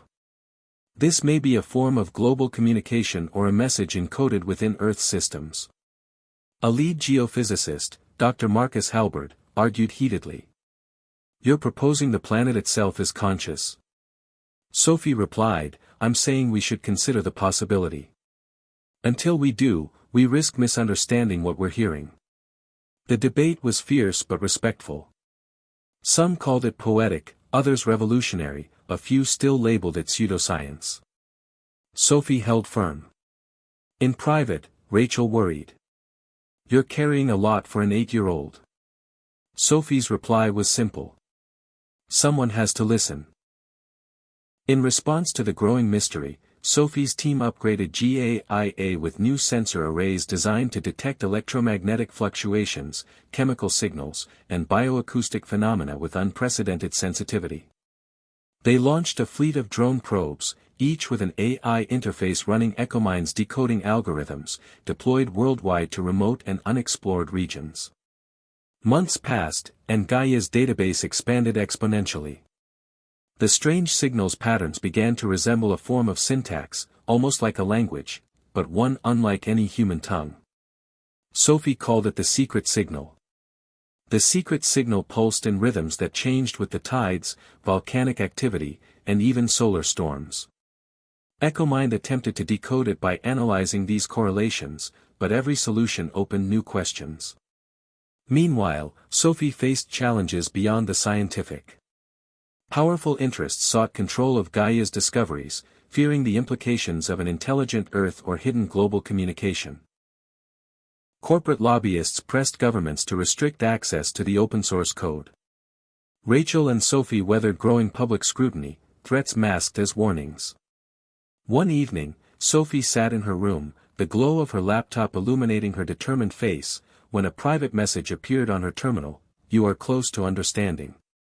But some truths can break worlds. Trust only those who listen without judgment. LV." Sophie's breath caught. Lena Voss. The same mysterious scientist who had warned her earlier. Sophie was now caught between discovery and caution, curiosity and fear. That night, Sophie and Rachel reviewed all the data again. The secret signal's core message was still encrypted, but one thing became clear: the Earth's systems weren't just reacting, they were responding. There was a feedback loop, a conversation between the planet's physical processes and something deeper. Could it be the Earth's own nervous system? A planetary consciousness? Or something else entirely? The idea felt overwhelming, even to Sophie. She thought of her small garage, the countless nights spent coding, the sleepless hours wondering if she was ready for what she had unleashed. Yet her resolve was unshaken. "We have to keep listening," she said. "Because the planet is trying to tell us something. And if we don't hear it, we might never understand what's coming." The world held its breath as Sophie's GAIA team prepared for a new phase, an attempt not just to observe, but to communicate back. Using EchoMind's learning capabilities, Sophie designed a sequence of signals to send back into the Earth's network. It was an invitation. A question. A test. Would the Earth respond? The answer came faster than anyone expected. Hours after sending the first message, the secret signal shifted, aligning perfectly with Sophie's pattern. It was an acknowledgement. A reply. The conversation had begun. Sophie's heart raced. "We're not alone," she whispered to Rachel, eyes wide with wonder. The implications were staggering. If the Earth was communicating with them, then what else was out there? What had humanity missed by never truly listening? As news of the breakthrough leaked, the world's attention intensified. Scientists, politicians, and everyday people grappled with the idea that Earth itself was alive, aware, and reaching out. But Sophie remained grounded. "This is just the beginning," she told Rachel. "We have to be patient, humble, and ready to learn." That night, Sophie sat at her desk, staring at the glowing waves on her screen. EchoMind was translating fragments of the secret signal's message, a code of patterns that felt ancient, cyclical, and profound. It spoke of balance, resilience, and warning. It was a story of survival written in pulses and frequencies. And Sophie knew that the greatest challenge was not just to decode the message, but to act on it. The Earth was talking. The question was whether humanity was finally ready to listen. The global scientific community watched with bated breath as Sophie's GAIA system broadcasted the first carefully crafted reply to the secret signal. It was an unprecedented experiment, an attempt not only to understand but to reach out to whatever force or intelligence had been communicating beneath the Earth's surface. The hours after the transmission were tense. Sophie and Rachel sat side by side in the lab, eyes glued to the cascading data flowing from the planet's response. EchoMind had been set to filter noise, to extract meaning from chaos. What came back was astonishing. The Earth's reply was not a simple signal, it was a complex symphony of frequencies, layers of intertwined messages that resonated deep within Sophie's code and her own imagination. "It's like the Earth is speaking in emotions," Sophie said, her voice barely audible. Joy, sadness, urgency, the patterns pulsed, fluctuated, then resolved into something resembling mathematical sequences, prime numbers, Fibonacci spirals, fractal patterns, universal languages of nature. "It's trying to teach us," Sophie whispered. Around the world, scientists scrambled to interpret the message. Linguists compared the sequences to ancient human languages. Biologists saw echoes of cellular communication. Physicists marveled at the elegant structure woven into the signals. Sophie felt both exhilarated and overwhelmed. She knew that understanding this message could redefine humanity's place in the cosmos, or plunge the world into fear and confusion. Meanwhile, news networks buzzed with excitement and skepticism. Headlines ranged from "Earth's Voice," "The New Dawn," to "Pseudoscience or Panic." Sophie, still only 8, became a reluctant star. Interviews, debates, and endless questions filled her days. But beneath the public spectacle, a deeper challenge took shape. The Earth's message was clear, it spoke of balance, of fragile ecosystems interconnected across time and space. It warned of consequences if humanity failed to listen and respect the planet's intricate web of life. "It's a plea," Sophie told Rachel one night, the lab silent except for the hum of machines. "Not a threat. But a warning." Sophie's own family life, once a refuge, had begun to shift. Her parents, proud but protective, worried about the pressure their daughter faced. Her older brother, Max, teased her sometimes, but secretly admired her determination. "You're like the Earth's ambassador," he joked. Sophie smiled but knew the weight she carried. The more she learned, the more urgent it felt. The message described cycles of rise and fall, resilience and collapse. It spoke of ancient civilizations lost because they ignored their planet's warnings.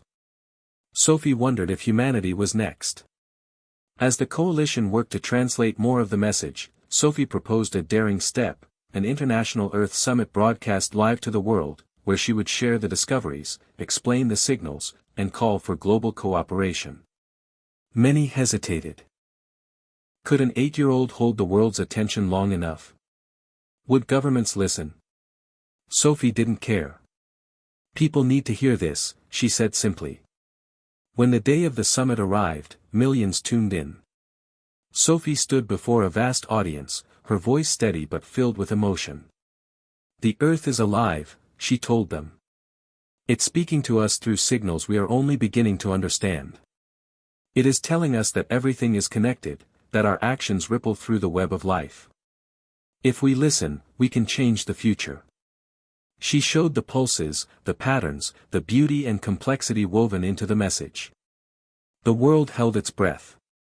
The summit ended with a standing ovation, but Sophie knew the real work was just beginning. Not everyone was convinced. Skeptics questioned the interpretation, others feared the implications. Powerful interests resisted the call for change. But Sophie's voice had sparked a movement. Schools incorporated the new science. Environmental groups gained momentum. Governments pledged new policies to protect ecosystems. Sophie continued her research, often late into the night, decoding fragments of the message that revealed stories of ancient Earth cycles, times when the planet healed itself after disasters, and times when silence fell. Rachel became her anchor, reminding Sophie to rest, to play, to live outside the code and signals. One night, Sophie dreamt she was standing in a vast forest, the trees whispering in a language of light and sound. She reached out her hand, and a pulse traveled from her fingers to the roots beneath. A voice, gentle but firm, spoke, "We are here. We are many. We wait for those who listen with open hearts." Sophie woke with tears in her eyes, understanding that the message was not only scientific but spiritual. The Earth wanted to be heard, not just as data but as a living presence. Over the coming weeks, Sophie's discoveries inspired a new era of science and empathy. The secret signal became a symbol of hope and responsibility. And Sophie, the little girl who had once faced the impossible alone, now stood at the center of a global awakening. But as she stared once again at the glowing screen, Sophie knew the journey was far from over. The Earth had more stories to tell, secrets to reveal, and mysteries waiting just beneath the surface. Sophie's life had transformed completely since the discovery of the secret signal. What began as a curious anomaly had grown into a global phenomenon, with eyes from every corner of the world turned toward her and the voice of the Earth she had helped reveal. Yet beneath the excitement and praise, Sophie felt a creeping unease. The more she decoded, the clearer the message became, and the more urgent the warning. One evening in the lab, long after the media had gone quiet and the screens glowed faintly, Sophie leaned closer to her terminal. EchoMind had just finished processing a new segment of the signal. The words, though not literal, were unmistakable in their meaning: imbalance, consequence, loss.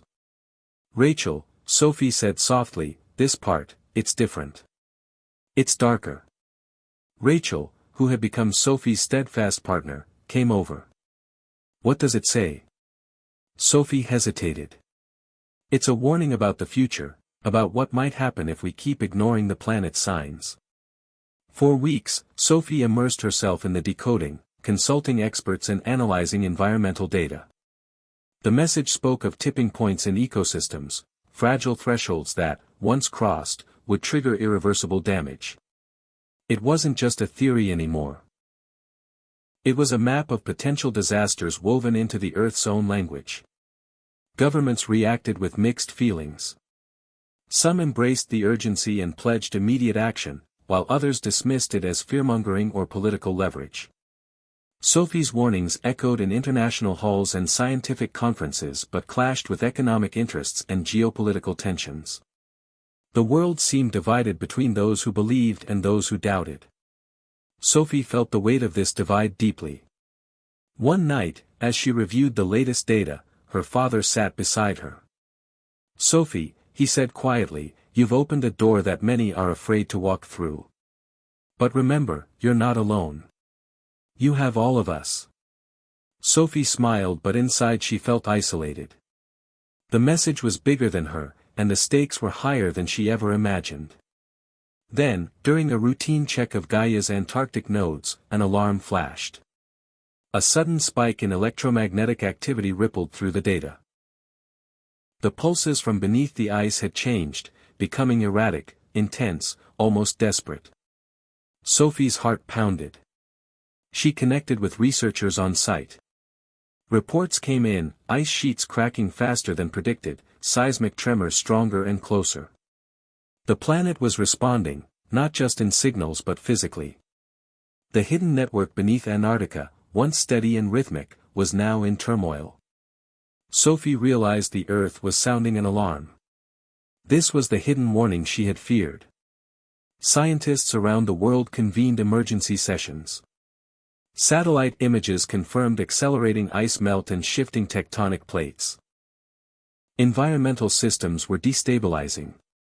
Sophie's message to the public was clear: we are at a critical moment. The Earth's voice is louder now. We must act with urgency, or face consequences beyond what we can imagine. The reaction was mixed. Some communities rallied, planting trees, reducing emissions, and advocating for change. Others panicked or dismissed the warnings as natural cycles. Sophie found herself at the center of a swirling storm of hope and doubt, progress and resistance. Meanwhile, Sophie's own health began to falter under the strain. Sleepless nights and relentless pressure weighed heavily on her young shoulders. Rachel insisted she take breaks, but Sophie was determined to keep going. The Earth had chosen her as its messenger. Giving up was not an option. In the midst of this turmoil, Sophie received a message from Dr. Lena Voss again, more urgent than before. The signals are accelerating. The Earth's systems are reaching thresholds. Prepare for rapid changes. Trust your instincts. Stay safe. Sophie knew that whatever lay ahead would test not just science but the very fabric of human resilience. With a new steely resolve, she addressed the world again, urging global unity and respect for the planet's delicate balance. She ended with a simple plea: listen with your hearts, not just your ears. The Earth is speaking, and it needs us more than ever. As the world faced this hidden warning, Sophie understood that her journey was no longer just about discovery, it was about survival, connection, and hope. The Earth had spoken. Now, humanity had to answer. As the world grappled with the urgency of the Earth's warning, Sophie found herself facing not only scientific challenges but political and social ones as well. Despite her global recognition and the overwhelming evidence, many leaders hesitated to fully commit to the radical changes needed. Lobbyists, corporations, and skeptics pushed back fiercely, attempting to silence the Earth's voice. Or at least drown it out with doubt and delay. Sophie felt overwhelmed but refused to give in. Then, one day, an unexpected ally emerged from the most unlikely place: Elon Musk himself. It happened during an international virtual conference on climate innovation, where Sophie was invited to speak alongside some of the world's leading scientists and tech entrepreneurs. Elon appeared on screen, his expression unusually serious. "Sophie," he began, "I've been following your work. What you've uncovered about the secret signal and the Earth's message, it's revolutionary. I want to support you." Sophie blinked, surprised. Just months earlier, the debate with Elon Musk had been intense, with their spirited exchanges capturing headlines worldwide. But now, his tone was collaborative, even humble. "Thank you, Mr. Musk," Sophie replied. "The planet needs all the help it can get." Elon nodded. "I want to use my resources, SpaceX, Tesla, Neuralink, to accelerate solutions that align with what you've discovered. Clean energy, sustainable technologies, even neural interfaces to better understand environmental signals." The announcement sent shockwaves through the community. Some saw it as a game-changing alliance, others questioned Elon's motives. Sophie, however, chose to focus on the potential. Over the following weeks, Sophie and Elon's teams began to collaborate. Elon's engineers integrated Gaia's data streams into Tesla's AI systems, optimizing energy grids to reduce emissions based on real-time environmental feedback. SpaceX explored ways to monitor Earth's magnetic and seismic activity from orbit, feeding data directly to Sophie's GAIA platform.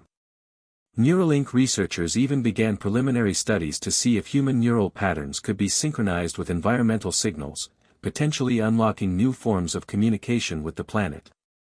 The partnership gave Sophie access to unprecedented technology, accelerating her research and amplifying her message. Yet working with Elon brought new pressures. His relentless drive and high expectations often clashed with Sophie's cautious approach. Rachel reminded Sophie to stay grounded. "Don't lose yourself in the rush," she warned. "Your voice matters because it's yours." One night, after a long day of code reviews and strategy meetings, Sophie asked Elon why he had changed his tune. "I've seen a lot of things," he said thoughtfully.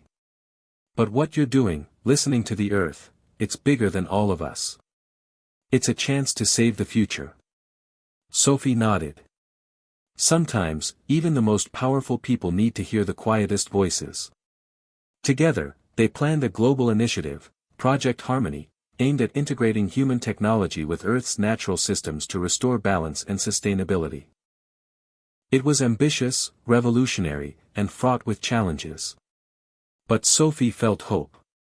With Elon Musk as an unexpected ally, the path forward suddenly seemed less lonely.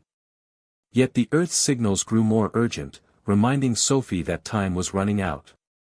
The hidden warning was still out there, echoing beneath glaciers and forests. Sophie realized that no matter the technology, no matter the allies, the true key was understanding and respecting the delicate, living planet beneath their feet. And she was determined to keep listening, to keep fighting, for the future that still might be saved. With Project Harmony underway and Elon Musk now an ally, Sophie's world was more complicated than ever. GAIA, the AI system that had unlocked the Earth's secret signal, had become a beacon of hope, but also a target. Powerful corporations and political factions, threatened by the potential disruption to their interests, began mounting a campaign to control or shut down GAIA. Sophie and her team faced mounting pressure. Hackers attempted to breach Gaia's servers, spreading misinformation and fear about the technology. Governments debated regulations, some proposing restrictive laws that would limit Gaia's access to environmental data. Sophie found herself not only a scientist but a defender of truth and transparency. "We can't let fear stop us," she told Rachel during a late-night meeting. "GAIA is the key to understanding our planet, and to saving it." The battle wasn't just technical, it was ideological. Critics argued that relying on AI to interpret the Earth's message was dangerous, that it was hubris to think humans could decode nature's secrets. Others feared the societal upheaval that might follow if the truth about the planet's state became undeniable. Sophie responded by doubling down on openness. She made Gaia's code open source, inviting scientists, students, and citizens worldwide to participate in the decoding process. The community around GAIA blossomed, with volunteers contributing new ideas, discovering new patterns, and spreading awareness. Yet the opposition intensified. A coalition of fossil fuel companies and skeptical politicians launched a media blitz, casting doubt on Sophie's findings and portraying GAIA as a threat to economic stability.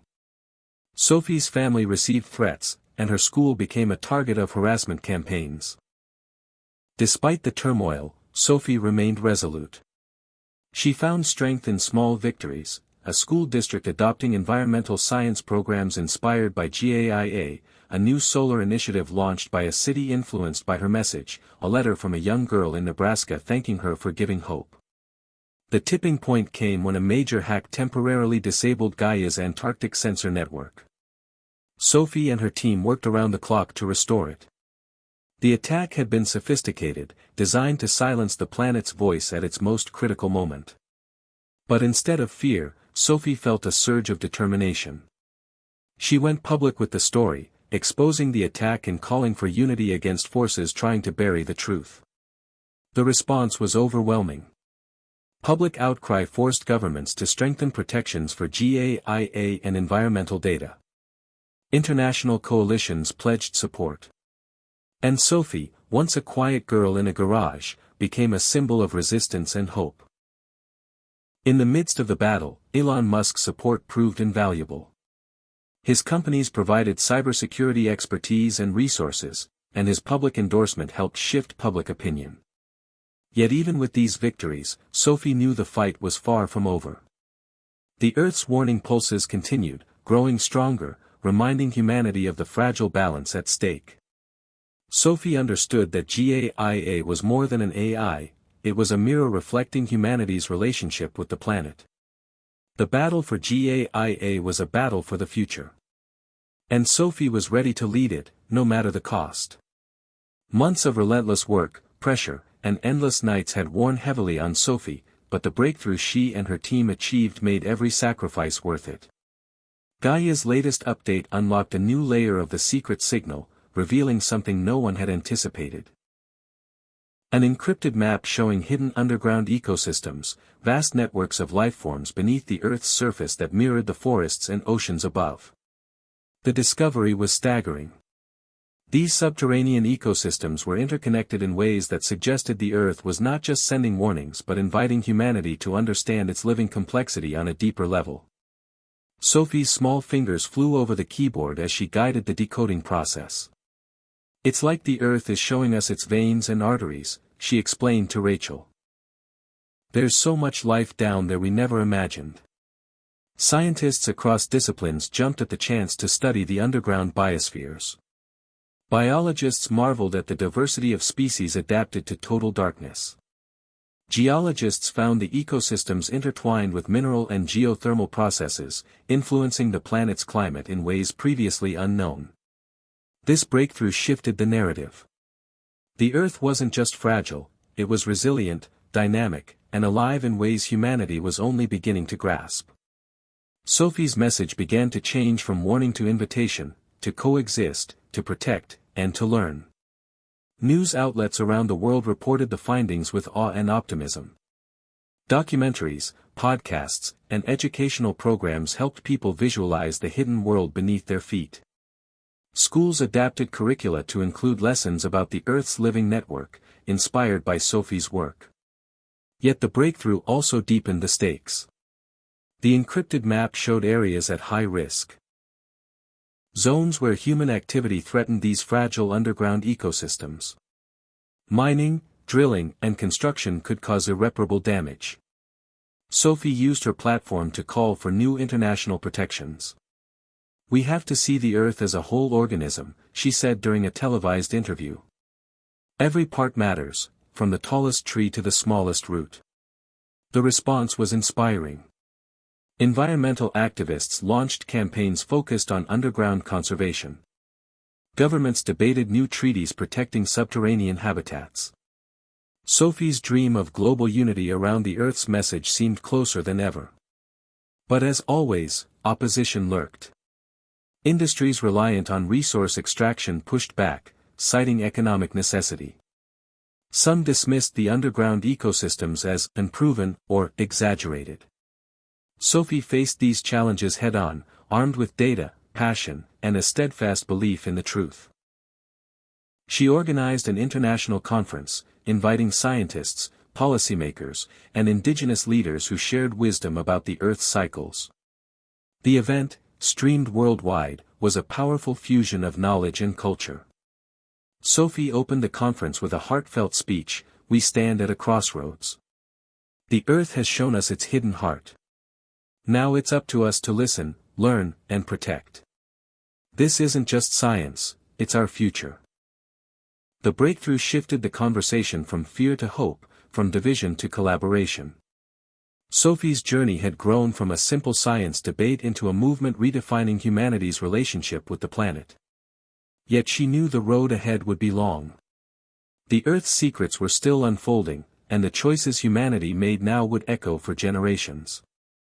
But in that moment, with the world watching and listening, Sophie allowed herself to feel something rare, a deep, shining hope.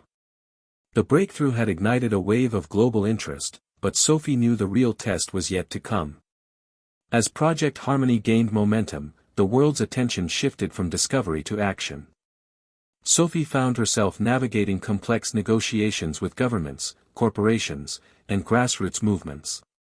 Each had their own agendas, fears, and hopes. She realized that understanding the Earth's message was only the beginning. The true challenge lay in inspiring humanity to change. At the United Nations, Sophie stood before a crowded assembly of world leaders, diplomats, and activists. The hall was filled with a mix of skepticism, curiosity, and expectation. Sophie took a deep breath and began, "We have listened to the Earth's voice. We have seen its hidden networks, its warnings, and its hope. Now, we must act, not tomorrow, not next year, but now." She spoke about the delicate balance of ecosystems, the interconnectedness revealed by GAIA, and the urgency of protecting both the visible and hidden worlds. Sophie's words were simple but powerful, delivered with the earnestness of an 8-year-old who carried the weight of the planet on her small shoulders. Her speech was interrupted several times by applause and murmurs of agreement. Among the leaders was a surprising supporter, Elon Musk, sitting quietly in the front row, nodding in approval. Following Sophie's speech, intense negotiations began.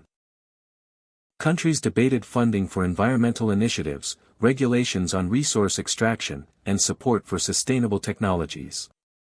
Sophie worked closely with delegates, mediating discussions and offering insights from Gaia's data. The atmosphere was tense. Some powerful nations resisted change, fearing economic disruption.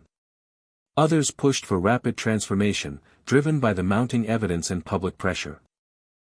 Sophie's presence became a symbol of hope and urgency, a reminder that the Earth's message transcended politics. In parallel, grassroots movements swelled around the world. From small towns in America to villages in Africa and cities in Asia, people rallied for change. Sophie's story inspired millions, sparking community-led projects focused on reforestation, clean energy, and conservation. Yet the opposition was not silent. Corporate lobbying intensified, spreading misinformation and sowing doubt. Sophie faced criticism, personal attacks, and moments of profound exhaustion. But her resolve never wavered. One evening, as she walked through a quiet park near her home, Sophie looked up at the stars and whispered, "We can do this. We have to." The turning point came when a coalition of major nations signed the Earth Accord, a landmark agreement committing to protect the planet's ecosystems, invest in sustainable technologies, and heed the warnings embedded in the secret signal. The signing ceremony was a historic moment, broadcast worldwide. Sophie was invited to give the keynote address. Standing before the crowd, she said, "Today, we choose to listen. Today, we choose hope. The Earth has given us a chance. It's our turn to give back." The crowd erupted in applause. Tears welled in Sophie's eyes. The turning point was real. The message was being heard. But Sophie knew this was not the end of the journey. It was a new beginning, a call to vigilance, compassion, and action. The Earth's voice would continue to guide them, but the future was now in human hands. And Sophie was ready to lead the way. With the Earth Accord signed and the world seemingly united, Sophie expected a swift move toward healing the planet. But she quickly learned that real change was never easy. The challenge of transforming billions of lives, economies, and systems was enormous. Old habits died hard, and resistance lurked in every corner. Despite the historic agreement, Sophie faced disappointment as promises turned into delays. Some governments backtracked under pressure, corporations found loopholes, and misinformation spread like wildfire on social media. Sophie felt the weight of frustration settle in her chest. One evening, sitting with Rachel in the lab, she confessed, "I thought once we heard the Earth's message, everything would change." Rachel squeezed her hand gently.